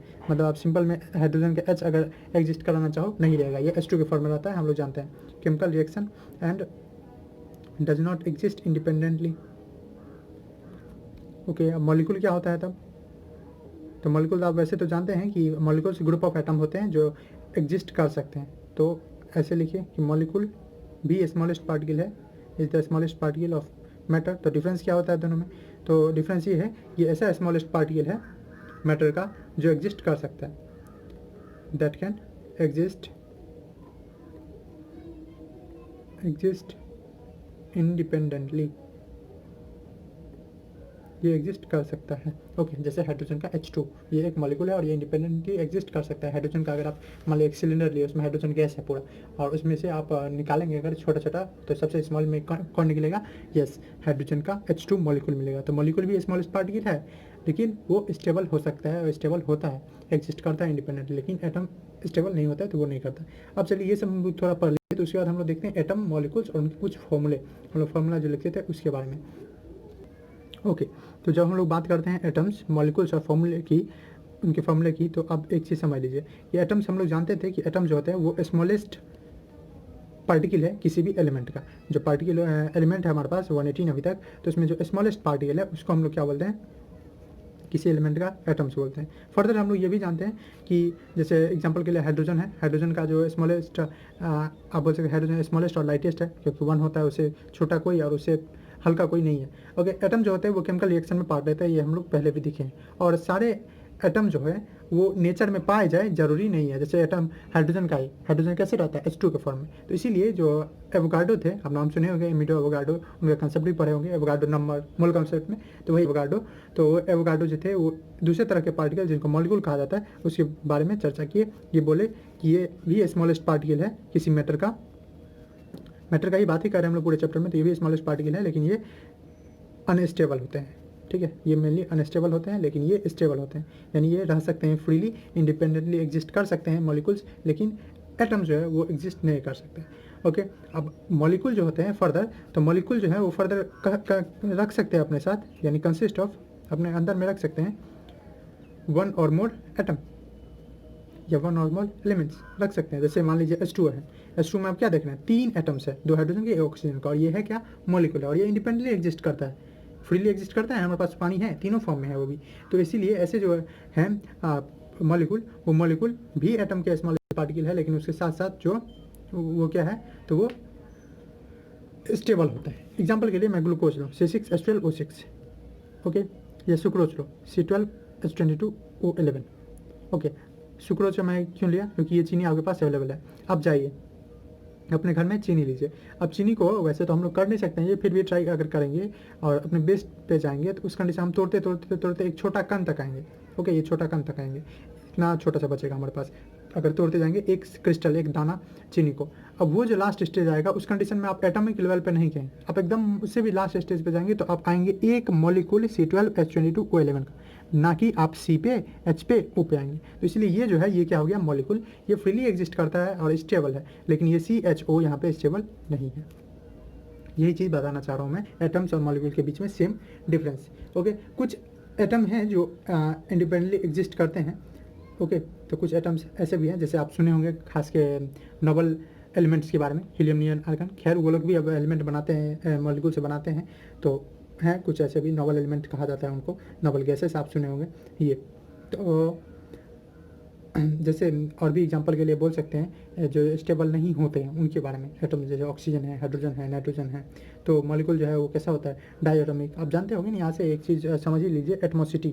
आप अगर पढ़े ही होंगे ये एटमोसिटी क्या होता है। तो एटमोसिटी सिंपली मीन्स कि किसी भी मॉलिक्यूल में कितना एटम्स है उसी को बोला जाता है एटमोसिटी। जब आप पढ़े होंगे, ऐसा नहीं है कि आप नहीं पढ़े होंगे, ये इतना एकदम ईजी कंसेप्ट है। जैसे मान लीजिए कि हाइड्रोजन है, उसमें H2 दो एटम है हाइड्रोजन के, तो इसलिए इसका एटमोसिटी क्या बोला जाता है, इसका एटमोसिटी 2 होता है। ओके, तो जब भी हम लोग बात करते हैं किसकी, एटमोसिटी की, तो एटमोसिटी सिंपली मीन्स कि कितना एटम्स है किसी मॉलिक्यूल के अंदर। तो एटोमिसिटी सिंपली मीन्स क्या, नंबर ऑफ एलिमेंट या number of atom present in one molecule, in one molecule of an elementary gas, एक एलिमेंट्री गैस।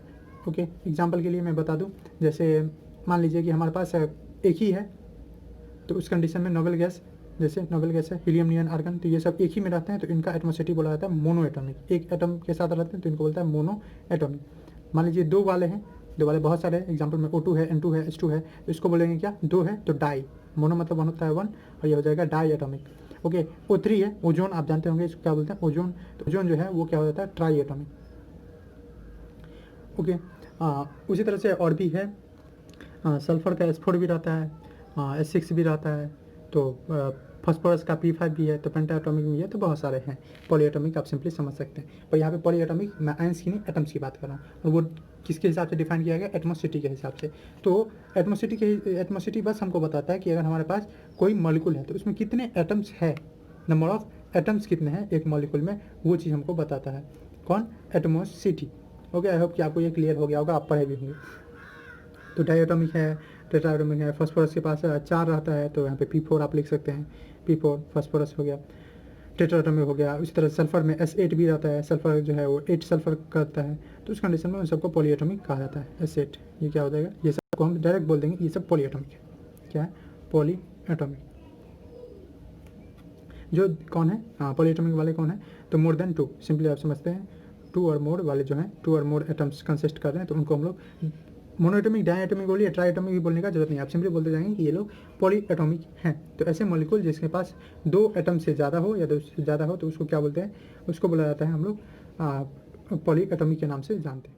ओके, थोड़ा और बात कर लेते हैं। जैसे मान लीजिए कि एटम है, एटम और मॉलिक्यूल्स को हम ऐसे भी डिफाइन कर सकते हैं कि एटम जो है वो स्मॉलेस्ट पार्टिकल है किसका, एलिमेंट का, स्मॉलेस्ट पार्टिकल ऑफ एलिमेंट। जैसे हमारे पास हाइड्रोजन है, हाइड्रोजन को अगर तोड़े जाएंगे, आयरन है, उसको तोड़ते जाएंगे तो हमारे पास Fe लास्ट में आएगा, वो आयरन होता है। उसी तरह से अगर मॉलिक्यूल को देखा जाए तो मॉलिक्यूल जो होते हैं वो क्या होता है, स्मॉलेस्ट पार्टिकल होता है किसका, या यूनिट बोल सकते हैं किसका, कंपाउंड का। ये भी आप डिफिनीशन रख सकते हैं।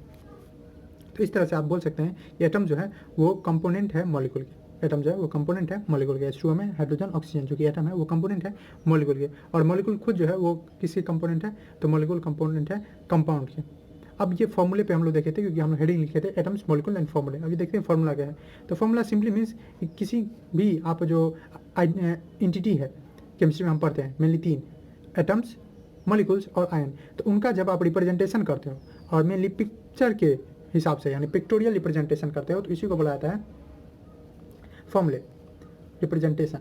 ठीक है, अब ये रिप्रेजेंटेशन कैसे करते हैं, तो as a group of symbol, as a group of symbol. और इसके बारे में आप पढ़े भी होंगे जब आप क्लास 10th में केमिकल रिएक्शन पढ़े थे, तो उसमें आप पढ़े होंगे वर्ड इक्वेशन। जैसे मान लीजिए H2 + O2 H2O बनाता है। तो पहले आप देखे होंगे कि आपको ऐसे भी लिख सकते हैं इसको वर्ड इक्वेशन में कि hydrogen combines with oxygen to form hydrogen dihydrogen oxide यानी H2O यानी वाटर। अगेन एक और छोटा तरीका निकाला गया, इसको वर्ड इक्वेशन को हटा के आप सीधा नाम लिखो, हाइड्रोजन, ऑक्सीजन और वाटर। और इससे भी शॉर्ट आया, क्या दिया कि सिंबल यूज करो। तो वही चीज़ हम लोग यहाँ देखेंगे अब सिंबल का डायरेक्ट। तो ये फॉर्मूले हो गए, केमिकल फॉर्मूले आप बोल सकते हैं। तो फॉर्मूला जो होता है वो क्या करता है, तो फॉर्मूला सिंपली रिप्रेजेंट करता है क्या चीज़, कंपोजिशन। जैसे H2O लिखते हैं तो इसमें हमको पता चल जाता है कि H2O एक मॉलिक्यूल है जिसमें 2 हाइड्रोजन होगा और 1 ऑक्सीजन होगा। तो ये फॉर्मूला करता क्या है, तो formula represent composition, composition represent करता है। और बेटर बोले तो केमिकल कंपोजिशन रिप्रेजेंट करता है किसी भी कंपाउंड का।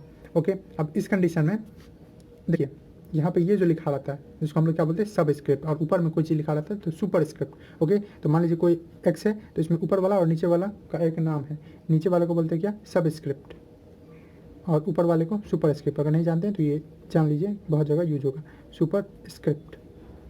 तो खैर यहाँ पे तो यूज़ होता है किसका, ये दोनों जगह रिजर्व है इसके लिए, ये रिजर्व है एटॉमिक मास और ये एटॉमिक नंबर के लिए। तो यहाँ पे बचा कौन, ये वाला और ये वाला। अब ये जानते हैं हम लोग किसी पावर के लिए यूज़ करते हैं, तो बचा ये पोजीशन। ये जो है यहाँ पे ये सबस्क्रिप्ट जो है, ये सबस्क्रिप्ट क्या दिखाता है, तो सबस्क्रिप्ट जो कि राइट में है, राइट ऑफ सिंबल, सिंबल क्या दिखाता है, नंबर ऑफ एटम, कितना नंबर ऑफ एटम है। और इसके साथ अगर एक बार कंपाउंड बन गया तो इसके साथ आप छेड़छाड़ नहीं करोगे। अगर बैलेंस भी करना है तो आप जानते होंगे कि आगे में कोई कोफिशिएंट लगा दो, यहाँ पे 2 3 कर सकते हो। जैसे H2 है और O2 है, ये दोनों कंबाइन करके बनाए H2O। तो इस कंडीशन में अगर बैलेंस करना है तो यहाँ पे आप देख रहे हैं 2 हाइड्रोजन और 2 ऑक्सीजन, तो यहाँ पे जाके नहीं आप O2 कर देंगे। ये सब आप पढ़े होंगे, और इसीलिए NCERT बहुत अच्छे से क्लास 10 में दिया हुआ है कि आप इसमें बॉक्स लगा दो, ठीक है, जैसे कि अंतर का कोई भी कंपोजिशन चेंज नहीं करो। तो कैसे करेंगे, तो यहाँ 2 ऑक्सीजन देना है और इधर क्योंकि इधर भी 2 ऑक्सीजन है तो यहाँ पे आप 2 लगा दो। तो इसी तरह हाइड्रोजन बिगड़ जाएगा क्योंकि हाइड्रोजन में 4 आ जाएगा, कोई बात नहीं, यहाँ पे 4 है, यहाँ पे 2 है तो 2 यहाँ लगा दो, हो गया बैलेंस। तो इसीलिए ये चीज़ जो सबस्क्रिप्ट में लिखा रहता है राइट में, सिंबल के राइट में, वो दिखाता है नंबर ऑफ एटम, ओके, उस H2 में। तो इसलिए उसको नहीं बदलना है आपको, वो हमेशा कांस्टेंट रहेगा। ओके, अब बात है थोड़ा और, अब क्वेश्चन उठता है कि जब हम लोग फार्मूला लिख देते हैं तो उससे क्या क्या इन्फॉर्मेशन हमको मिलता है। तो इसके बारे में हम लोग थोड़ा सा पढ़े हुए हैं कि बैलेंस्ड फार्मूले से क्या क्या इन्फॉर्मेशन मिलता है। आप क्लास 10 में ये पढ़े हुए हैं, बैलेंस्ड केमिकल इक्वेशन से क्या क्या फॉर्मूले मिलते हैं। यहाँ पे हम लोग देखते हैं इन्फॉर्मेशन फ्रॉम अ फार्मूला, एक केमिकल फार्मूला से हमारे पास क्या क्या इन्फॉर्मेशन मिलता है। तो पहला चीज़ जो आपको मिलेगा वो क्या है, या आप ऐसे भी इसको लिख सकते हैं कि चेक कैसे करें कि हमारा फार्मूला सही है या गलत। तो इसको आप करेक्टनेस भी देख सकते हैं कि फार्मूला कब करेक्ट रहेगा। तो पहला चीज़ आपको मिल जाएगा कि एलिमेंट्स इन्वॉल्व, एलिमेंट्स जो है जो कि उस रिएक्शन में पार्ट ले रहे हैं, तो elements involve in particular compound या पर्टिकुलर मॉलिक्यूल, पर्टिकुलर कंपाउंड या पर्टिकुलर मॉलिक्यूल के में कौन कौन एलिमेंट्स इन्वॉल्व हो रहे हैं इसके बारे में शॉर्टकट में लिख दिया हूँ कंपाउंड। अब यहाँ पे एलिमेंट्स जो इन्वॉल्व हो रहे हैं इसको दिखाता कैसे है, तो इसको हम लोग दिखाते हैं by symbol, by using symbol, symbol की मदद से हम लोग एलिमेंट्स को दिखाते हैं। दूसरा चीज़ जो आता है वो क्या, कि कंबाइनिंग रेशियो क्या है, कंबाइनिंग रेशियो क्या है, कंबाइनिंग रेशियो ऑफ एटम्स, कौन सा एटम, वही जो एलिमेंट्स हैं उनके एटम, ऑफ दिस एलिमेंट्स, किसमें, तो वही कंपाउंड में, इन पर्टिकुलर कंपाउंड। ओके, अब ये पर्टिकुलर कंपाउंड में हमको जो रेशियो है वो कहाँ से मिल जाता है, अब रेशियो मिलता है हमको वही सबस्क्रिप्ट जो था राइट में वो देता है। जैसे H2O में दो जो है ये क्या दिया है हमको, 2 जो है ये इन्फॉर्मेशन दिया है कि हाइड्रोजन का 2 संख्या और ऑक्सीजन का 1। तो सबस्क्रिप्ट जो देता है वो इन्फॉर्म करता है हमको इसके बारे में कि कितना रेशियो होने वाला है। तो इन्फॉर्मेशन जो है यानी रेशियो वाला, कंबाइनिंग रेशियो कौन देता है, सबस्क्रिप्ट। आई होप कि आपको ये क्लियर हो गया होगा बहुत सारे। अब इसी से अब कितने कंपाउंड ऐसे होते हैं जो एटम्स नहीं रखते हैं और उसके जगह आयंस रखते हैं, आप जरूर पढ़े होंगे आयंस के बारे में। आयंस कब बनता है, जब एटम पे चार्ज आ जाए, ठीक है। तो इसको सिंपली बोल सकते हैं चार्ज एटम और charge group of atom, charge group of atom. तो एटम ऐसे भी बोल सकते हैं atom carrying charge, group of atom. अब ये चार्ज आता कैसे है, तो जब भी चार्ज आता है तो वो तभी आता है जब लॉस या गेन ऑफ इलेक्ट्रॉन, ये सब आपको आता ही होगा, मैं ऊपर से कवर कर रहा हूँ, लॉस और गेन ऑफ इलेक्ट्रॉन। अगेन अगर चार्ज पॉजिटिव होता है, आयन पॉजिटिव होते हैं तो उसको क्या बोलते हैं, तो पॉजिटिव वाले को केटायन बोलते हैं, क्या बोलते हैं, केटायन, ठीक है। हाँ, अगर आपको कन्फ्यूजन है कि नहीं पॉजिटिव वाले का हम कुछ एनोड सुने थे, तो यस, वो इलेक्ट्रोड अगर आता है पॉजिटिव तो एनोड बोलते हैं, लेकिन जब आयन का केस आता है तो आयन अगर पॉजिटिव है तो उसको केटायन और निगेटिव है तो एनायन बोलते हैं। ओके, अब ग्रुप ऑफ एटम अगर है उनके पास भी चार्ज हो सकता है क्या? एग्जांपल के लिए यहाँ देखिए, जैसे H+ है, ये है एक एटम है जिस पे चार्ज है, तो ये हो गया एक आयन, और मोर अप्रोप्रिएट केटायन हो गया क्योंकि पॉजिटिव चार्ज है। उसी तरह से निगेटिव वाला मान लीजिए मैं लेना चाह रहा हूँ, तो ऑक्सीजन है, ऑक्सीजन पे 2- चार्ज है, ऑक्साइड जिसको बोलते हैं, O2, तो ये भी हो गया, ये जो O2- है वो, और उस पर 2- चार्ज है। ये क्या दिखा रहा है? ये दिखा रहा है एनाइन मोड, ये भी एक आयन है, और जिसपे कैसा है नेगेटिव चार्ज, 2 नेगेटिव चार्ज। यहाँ पे जो हम लोग दिखाते हैं ऊपर में राइट की तरफ, यहाँ पे ये क्या दिखाता है? चार्ज जो है उस पर, और प्लस और माइनस उसके अकॉर्डिंगली हम लोग लगा देते हैं। ओके, उसी तरह से ग्रुप ऑफ एटम में देखें तो यस, ग्रुप ऑफ एटम हमारे पास बहुत सारे हैं। एग्जाम्पल के लिए आप ले सकते हैं, आप जरूर सुने होंगे किसी बारे में, आप फॉस्फोरेट के बारे में सुने होंगे, सल्फेट के बारे में सुने होंगे, कार्बोनेट के बारे में सुने होंगे, हाइड्रोजन कार्बोनेट के बारे में सुने होंगे, बहुत सारे हैं, कमी नहीं है। ओके, तो ये सब आप सुने ही होंगे, सल्फाइड होगा, ये सब सुने होंगे आप, पॉजिटिव निगेटिव वाले बहुत सारे सुने होंगे। तो आई होप कि आपको ये सब क्लियर ही है, तो इसलिए मैं यहाँ पे नहीं बात कर रहा हूँ। अगर आपको इस सब में दिक्कत हो तो आप प्लेलिस्ट चेक कर सकते हैं थ्योरी ऑफ एटम का, क्लास 9 के लिए वाले वो बनाया हुआ, लेकिन बहुत इंफॉर्मेटिव है, और उसमें पूरा ये सब कवर किया हुआ बहुत अच्छे से। अब कोई भी चीज़ आपको याद नहीं करना पड़ेगा। खैर, अब बढ़ते हैं फाइनली जो एटॉमिक और मोलिकुलर मास है उसके तरफ। अब यही हमको पढ़ना ही है, एटॉमिक मोलिकुलर मास, और उसके बाद लगभग हमारा जो ये लेक्चर है वो खत्म ही हो जाएगा। अब देखिए, जब भी हम लोग बात करते हैं एटम की मास की, तो हम लोग बहुत नीचे जा रहे हैं, बहुत छोटे स्टेज पे जा रहे हैं। तो जब भी एटम की, और उसी से बना रहता है कौन? मॉलिक्यूल। तो जब भी एटम और मॉलिक्यूलर मास बात करते हैं, तो उसके लिए हम लोग केजी वगैरह से काम नहीं ले सकते हैं, केजी से, ग्राम से काम लेना पॉसिबल ही नहीं है, क्योंकि एटम का मास ही कितना होता है? बहुत कम, बहुत कम।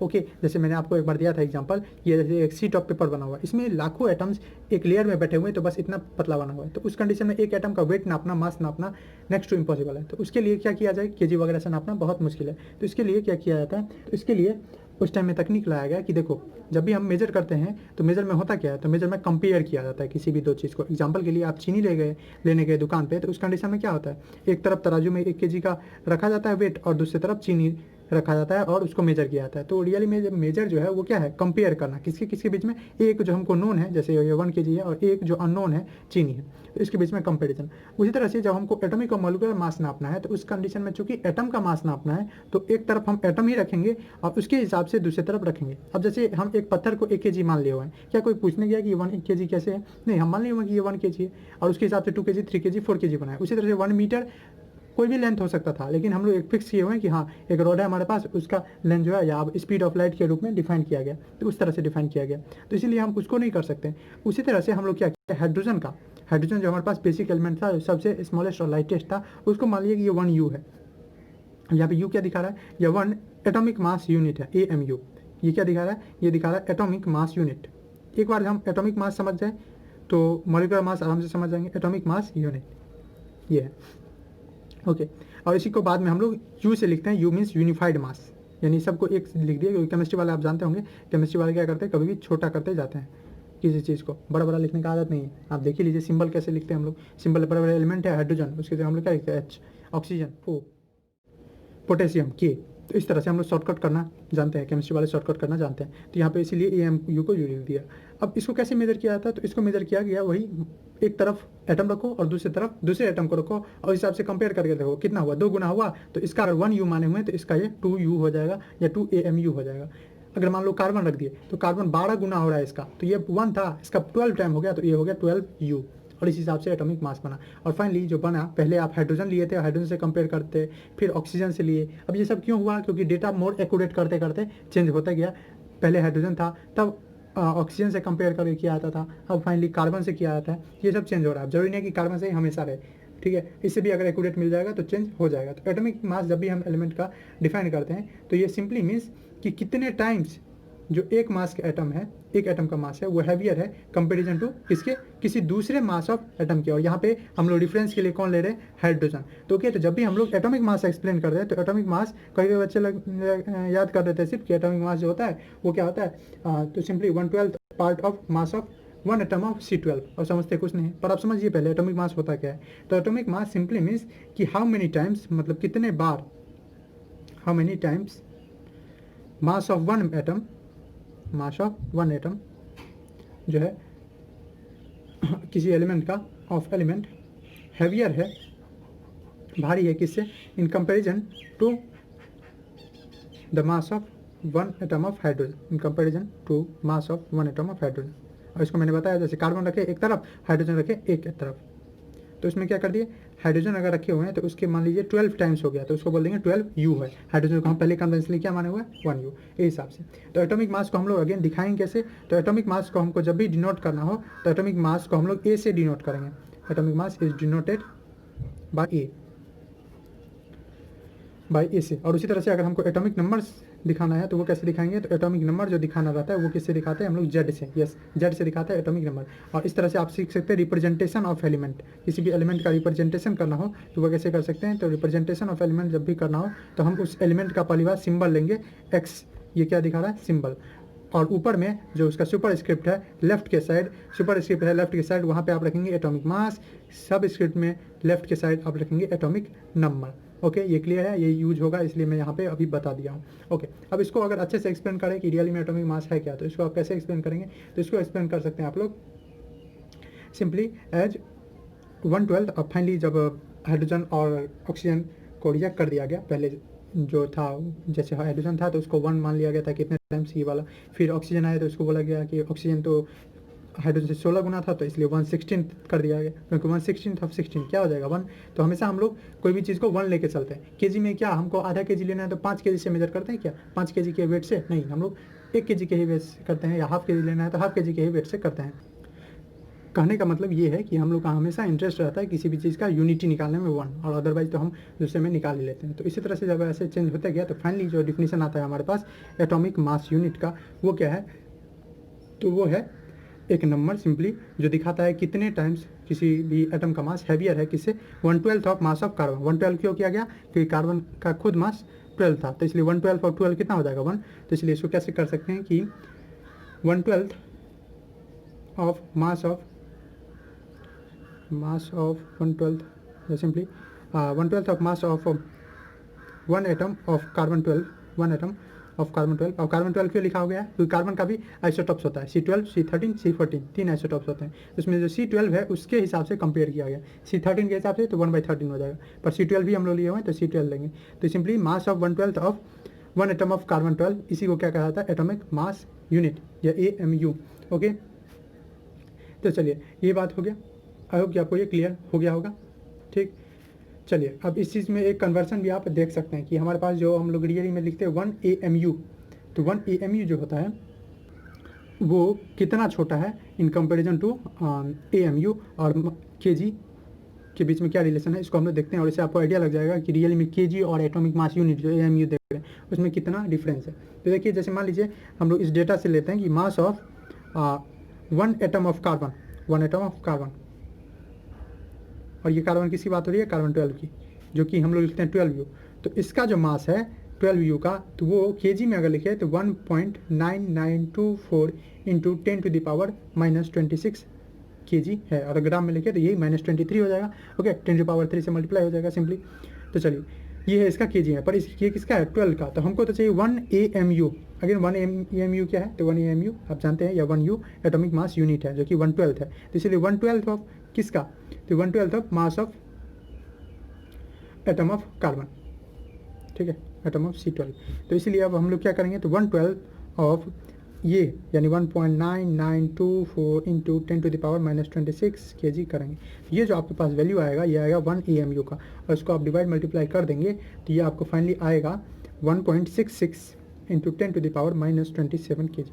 कैन यू इमेजिन, क्या आप इमेजिन कर सकते हो कितना ये छोटा हो गया AMU in comparison to KG। एक ही बार -27 पे चला गया, बहुत ज़्यादा छोटा हो गया।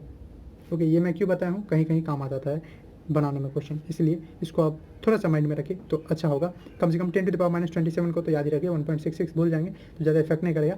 इसका जो मेन है ये ऑर्डर 10⁻⁻27 उसको याद रखें। अब कितने बच्चों को दिक्कत होता है कि एटॉमिक मास कैसे याद रखें, तो देखिए एटॉमिक मास याद रखने के लिए कोई ऐसा नहीं है कि आपको रट लेना है सबका, ऐसा नहीं होता है, नहीं आप रट पाइएगा, कन्फ्यूजन होगा। तो क्या किया जाए, तो देखिए आप हाइड्रोजन से शुरू करें और 20 तक, इस तरह का 20 तक कम से कम। तो 20 में मैक्सिमम जो एलिमेंट है उसका आप ऑब्जर्व करके आप देखिए, पीरियोडिक टेबल सामने में रखें, या आप चले जाए केमिस्ट्री के जो लास्ट कुछ पेजेज है उसमें दिया होगा एटॉमिक मास, उसमें अल्फ़ाबेटिकली अरेंज है, यानी पहले ए से शुरू होगा तब बी तब सी, इस तरह से। तो उसमें आप एलिमेंट का लिस्ट करें, हाइड्रोजन, हीलियम, लिथियम, ऐसे। एटॉमिक नंबर आपको याद होगा ही, एटॉमिक नंबर का आप डबल कर दो रफली, एटॉमिक नंबर का डबल कर दो तो आपको क्या मिल जाएगा, एटॉमिक मास।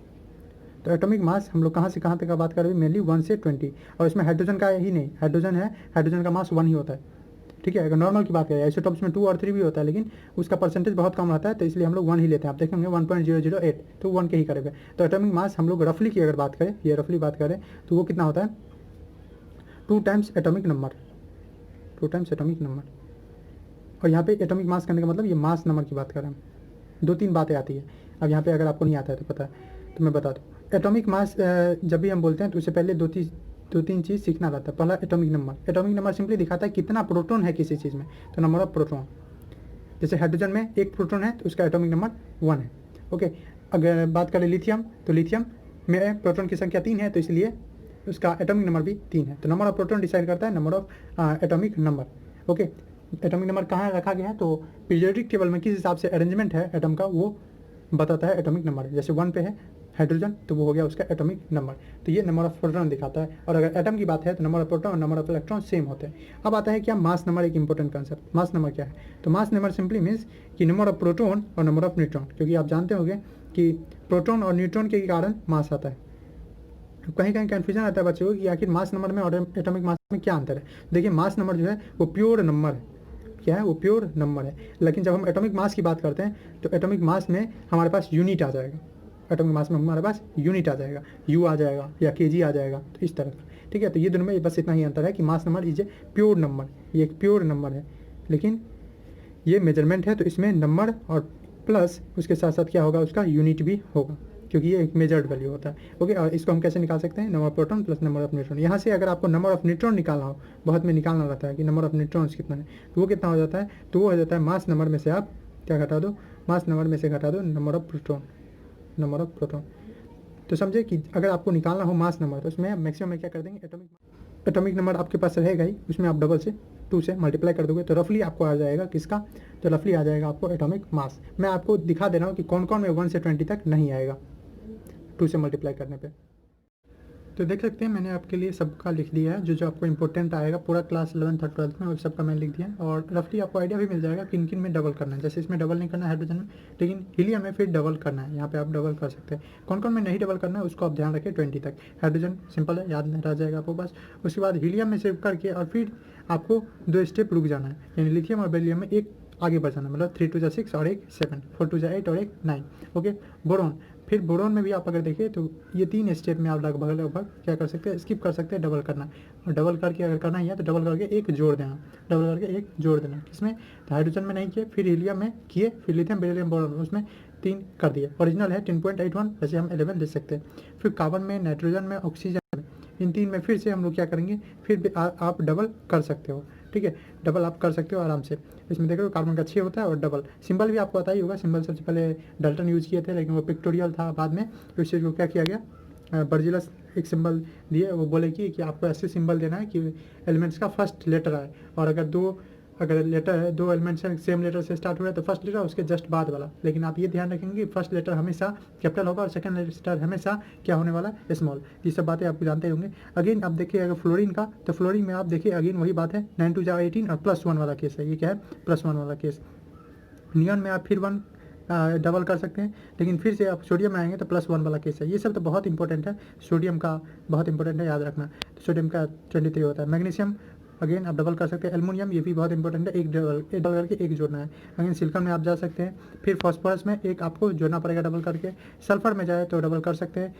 क्लोरीन में भी बहुत इंपॉर्टेंट है, 35.5 सबको याद रहता है, ये इतना क्वेश्चन आएगा इस पर, ये आपको याद होगा। 17 और 17 में इस पर 1 नहीं 1.5 जोड़ना। आप बोल रहे होंगे ये वेरी क्यों हो रहा है, देखिए नंबर ऑफ न्यूट्रॉन के कारण।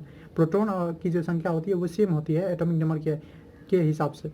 अब किसी किसी में क्या होता है, नंबर ऑफ प्रोटॉन और नंबर ऑफ न्यूट्रॉन सेम रहता है। उस केस में जैसे मान लीजिए सल्फर का केस, सल्फर में अगर ये वाला आइसोटॉप्स की बात किया जाए तो 16 ही प्रोटॉन होता है, 16 ही न्यूट्रॉन, इसलिए 16 + 16 हो गया 32 मास नंबर जो हम लिखे इस केस में। लेकिन यही चीज़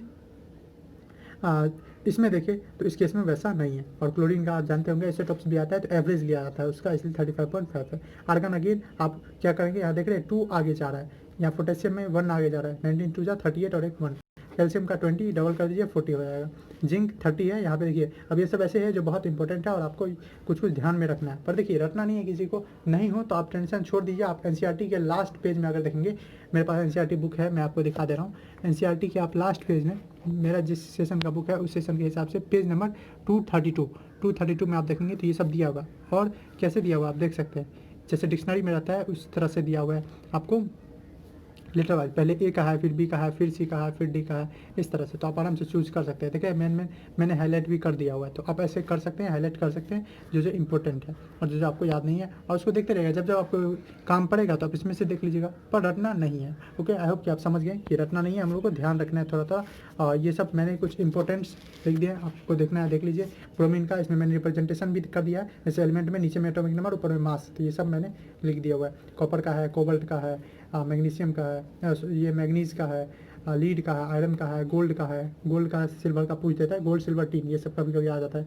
जिंक है, यूरेनियम है, सिल्वर है, निकल है, ओके, मर्क्यूरी है। तो ये सब का मैंने लिख दिया हुआ। आई होप कि आपको क्लियर हो गया होगा सब कुछ कैसे निकाला जाए एटॉमिक मास। अब आता है मेनली क्या, दो और चीज़, हम लोग मॉलिकुलर मास देखते हैं। तो मॉलिकुलर मास सिंपली और कुछ नहीं है, आप सिर्फ मॉलिक्यूल में एटम का नंबर देखोगे और उतने टाइम्स एटम के मास से मल्टीप्लाई कर दोगे। कहने के लिए हम लोग एक दो करके देखते हैं। और यही चीज़ जब आयन का केस आता है, आयनिक कंपाउंड में NaCl है, तो उस कंडीशन में आप उसी का वैसे ही निकालते हैं, लेकिन नाम अलग कर देते हैं, उसमें फॉर्मूला यूनिट मास नाम देते हैं हम लोग। मान लीजिए हमारे पास है H2O, तो इस केस में ये क्या है, एक मॉलिक्यूल, ये तो एटम नहीं है, नहीं, तो ये मॉलिक्यूल है। तो आप इसमें हाइड्रोजन कितना है, तो 2, और हाइड्रोजन का एक का मास कितना होता है 1, तो 2 × 1 कर दीजिए, 2 हो गया। और ऑक्सीजन का एक का कितना होता है 16, तो ये कितना हो जाएगा 2 + 16 यानी 18 U लिख दीजिए, EMU। वही चीज़ मान लीजिए H2O2 हाइड्रोजन पर ऑक्साइड है, कैसे निकालेंगे, अगेन सिंपल है, हाइड्रोजन कितना है 2, तो 2, एक हाइड्रोजन कितना मास 1, तो 2 × 1, प्लस ऑक्सीजन कितना है 2, एक ऑक्सीजन कितना मास, तो 8 एटॉमिक नंबर होता है, 8 × 16, तो 16, तो 16 × 32 और 2 कितना हो गया 34। ओके, चलिए मान लीजिए CO2 का निकालना है, कैसे निकालेंगे, तो अगेन कार्बन का कितना होता है, कार्बन का 6 एटॉमिक नंबर, तो 12 कर लीजिए, एक ही है, तो 1 × 12 या सिंपली 12 प्लस 2 × ऑक्सीजन का 16, तो 32 और 12 कितना हो जाएगा 44 U। ओके, हम लोग एटॉमिक मास निकाल रहे हैं। मान लीजिए हमको कुछ बड़ा है, जैसे C6H12O6, ये हो गया क्या हमारे पास, ग्लूकोज में का है। अगेन 6 है कार्बन, तो 6 × एक कार्बन कितना होता है 12, तो 12 6 प्लस कितना है हाइड्रोजन 12, तो 12 × 1, क्योंकि एक हाइड्रोजन का एक होता है। बोलते हैं ऑक्सीजन का कितना है, ऑक्सीजन 6 है और एक ऑक्सीजन का होता है 16, सबको लिख दीजिए। यह कितना हो जाएगा 72, 12 1 जा 12 प्लस 96, सबको ऐड कर लीजिए, 6 to 8 और 0 10 9 10 17 और 18 180 U। इस तरह से आप किसी का भी निकाल सकते हैं। इसी चीज़ को क्या बोलते हैं, इस चीज़ को मॉलिक्यूलर मास। मॉलिक्यूलर मास कैसे निकालते हैं, तो molecular mass simply is the summation, ये समेशन है, एडिशन है किस चीज़ का, the atomic mass present in a molecule with their number, with their multiplicity, जिसमें वो कितने बार आए हुए हैं उसको जोड़ने के साथ, तो ये मॉलिक्यूलर मास हम लोग को देता है। आप सिंपली क्या करना है, आपको एटॉमिक नंबर जो है, तो इसमें एटम का कितना नंबर है किसी मॉलिक्यूल में, वो चीज़ ध्यान रखना है। उसके साथ साथ उतने टाइम्स उसका एटॉमिक मास सबको जोड़ देंगे तो आपके पास आ जाएगा। और यही चीज़ अगर मान लीजिए कोई आयनिक कंपाउंड है, ठीक है, ये तो मॉलिक्यूल हम लोग कब बोलते हैं, कोवेलेंट कंपाउंड में, जब शेयरिंग बन के होता है कंपाउंड तो उसको कोवेलेंट बोलते हैं। जब आयन से बनता है यानी इलेक्ट्रॉन के गेन लॉस से बनता है तो आयनिक कंपाउंड बोलते हैं। तो ये केस है, तो इस केस में हम निकालेंगे वैसे ही, जैसे एक सोडियम है तो 1 × जो सोडियम का है यानी 23 11 होता है, 11 × 22 होता है, लेकिन ये हम लोग पढ़ के 23, एक क्लोरीन का होता है 35.5, अभी हम लोग देखें तो इसका करेंगे तो वैसा ही है जैसा था उसमें किए थे, लेकिन थोड़ा सा अलग हो जाएगा। क्या अलग हो जाएगा कि इसका नाम हम लोग नाम देंगे फॉर्मूला यूनिट मास, क्या देंगे फॉर्मूला यूनिट, और एक NaCl को हम लोग बोलेंगे फॉर्मूला यूनिट, और इसका मास को फॉर्मूला यूनिट मास। ऐसा क्यों डिस्क्रिमिनेशन, क्यों ये भेदभाव, देखिए आयन जब रहता है तो आयन ऐसा नहीं है कि आयन मॉलिक्यूल के जैसे रहता है। जब हम H2O बोलते हैं यानी एक H2O की बात होती है, जब हम एक NaCl बोल रहे हैं तो इसका ये मतलब नहीं है, NaCl क्रिस्टल में रहता है, स्पेस में जो वो अरेंजमेंट है वो अलग अलग है। एक सोडियम के चारों तरफ बहुत सारे क्लोरीन और एक क्लोरीन के चारों तरफ बहुत सारे शायद 9 एलिमेंट ऐसे रहते हैं, तो इस तरह से आपको फिगर में भी दिखा होगा। तो इसीलिए फॉर्मूला यूनिट मास जब भी हम लोग बात करते हैं तो वो रियल में मॉलिक्यूल से थोड़ा अलग है, तो एक यूनिट के रूप में ये रहता है, एक बोल सकते हैं आप अरेंजमेंट रहता है उनका, उस हिसाब से रहता है, इसलिए इसका नाम थोड़ा सा अलग है फॉर्मूला यूनिट। मान लीजिए हमको KCl का करना है तो KCl पोटेशियम 29 होता, पोटेशियम का एटॉमिक नंबर 19, तो 19 है जब पोटेशियम का एटॉमिक नंबर, तो इसका कितना हो जाएगा एटॉमिक मास, तो 19 × कितना होता है 38, और हम पोटेशियम का बात करें ना हाँ, तो पोटेशियम के केस में एक हम लोग जोड़ते थे, होता है ना, इसका कितना होता था आपको याद होगा, तो पोटेशियम में 39 होता था। तो इसलिए जब पोटेशियम का केस है तो पोटेशियम में हम लोग 39 कर देंगे और क्लोरीन का भी 35.5 देखें। तो बस करना वैसे ही है, मतलब 0.5 और ये हो गया 5 और 9 14 336 और एक 74.5। मान लीजिए MgCl2 ये करना है, कैसे करेंगे वही जैसे करते थे। Mg है तो Mg कितना होता है 12, एटॉमिक नंबर कितना है इसका, तो 12 है तो 12 और 2 जा, क्योंकि एटॉमिक नंबर के डबल होता है तो 24 प्लस एक क्लोरीन का कितना होता है 35, लेकिन 2 है तो 2 इंटू 35.5। यहाँ 12 क्यों डबल क्यों किए, क्योंकि एटॉमिक नंबर का डबल एटॉमिक मास देता है रफली। ये कितना हो जाएगा 24 प्लस 0 5 टू जा 10 3 टू जा 6 और एक 71 तो ये 71 और 24 कितना हो जाएगा 5 7 और 2 9 95। तो सिंपल है, ऐसे ही हम लोग निकालते हैं, पर इसका नाम देते हैं formula unit mass. I hope कि आपको सब कुछ क्लियर हो गया होगा। और इससे रिलेटेड टर्म आता है क्या चीज़, इससे रिलेटेड टर्म आता है ग्राम एटॉमिक मास। तो एटॉमिक मास को जब हम लोग ग्राम में डिनोट करते हैं तो इसी को बोलते हैं ग्राम एटॉमिक मास। ये सब आप 9 में पढ़े होंगे, जैसे ग्राम मॉलिकुलर मास आता है और ग्राम फॉर्मूला यूनिट मास, या आपको उसको आयनिक मास बोलते हैं, molecular mass. Again formula unit और मॉलिकुलर मास दोनों अलग अलग नहीं है, सेम अलग है, सेम है, लेकिन बस वो मॉलिक्यूल के लिए यूज़ किया जाता है और ये आयन के लिए, ठीक है, आयनिक कंपाउंड के लिए। तो ग्राम एटॉमिक मास, ग्राम मॉलिकुलर मास, ये सिंपली है मास, या एटॉमिक मास की बात हो रही है तो एटॉमिक मास इन ग्राम, ठीक है। जब ग्राम में एक्सप्रेस किया जाता है तो उसी को हम लोग बोलते हैं एटॉमिक मास। कैसे एक्सप्रेस करेंगे, तो मैंने आपको दिखाया हुआ कि 1 AMU जो होता है वो कितना होता है 1.66 इंटू 10⁻⁻27 kg, ठीक है। तो किसी चीज़ का मान लीजिए कार्बन का है, कार्बन का 12, तो 12 इंटू ये कर देंगे तो आपके पास आ जाएगा। पर आपको उतना मेहनत नहीं करना है, आप सिंपली जितना एटॉमिक मास रहेगा उसमें आप ग्राम लगा दोगे तो वही आ जाएगा। कहने का मतलब अगर 12 U है, इसको अगर ग्राम में दिखाते हैं तो 12 ग्राम ही होता है एक मोल की जब बात होती है। तो खैर वो मोल कंसेप्ट में हम लोग देखेंगे, अभी आप सिंपली समझिए ग्राम एटॉमिक मास, ग्राम मॉलिकुलर मास मीन्स कि मॉलिकुलर और एटॉमिक मास इन किसमें ग्राम, एक्सप्रेस इन ग्राम। तो ग्राम एटॉमिक मास जब भी हम बात करते हैं तो वो सेम होता है, सेम नंबर ऑफ एटम होते हैं। ओके, तो यही बात हुई थी। मॉलिकुलर मास हम लोग देख लिए, ग्राम मॉलिकुलर मास देख लिए। आई होप कि आपको सब कुछ क्लियर हो गया होगा। कोई दिक्कत है तो आप ज़रूर पूछें। नेक्स्ट लेक्चर में हमारे पास जो 6 लॉज है, लॉज ऑफ केमिकल कम्बिनेशन, और उसके साथ साथ कुछ और इंपॉर्टेंट लॉज, उसको देखेंगे। मेन उसमें डिस्कशन होगा law of conservation of mass, law of definite proportion, law of multiple proportion, उसके साथ साथ लॉ ऑफ रेसिप्रोकल प्रोपोर्शन, एक दो और है जैसे गेलुसैक लॉ है, और आपका एक एवोगाड्रोस का लॉ है, उसके बारे में देखेंगे। चलिए इसी तरह से देखते रहिए। आई होप कि आपको सब कुछ क्लियर हो गया होगा। फिर भी कोई दिक्कत है आपको तो ज़रूर आप कमेंट कर सकते हैं। उसके रिगार्डिंग वीडियो कैसा लगा है, इसके रिगार्डिंग आपको कोई सजेशन देना है तो उसके लिए भी आप लिख सकते हैं कमेंट में। अच्छा लगा हो तो आप एक लाइक कर सकते हैं, दोस्तों के साथ शेयर कर सकते हैं, चैनल पे नए हैं तो सब्सक्राइब कर सकते हैं। इसी तरह से देखते रहिए। Thanks for watching.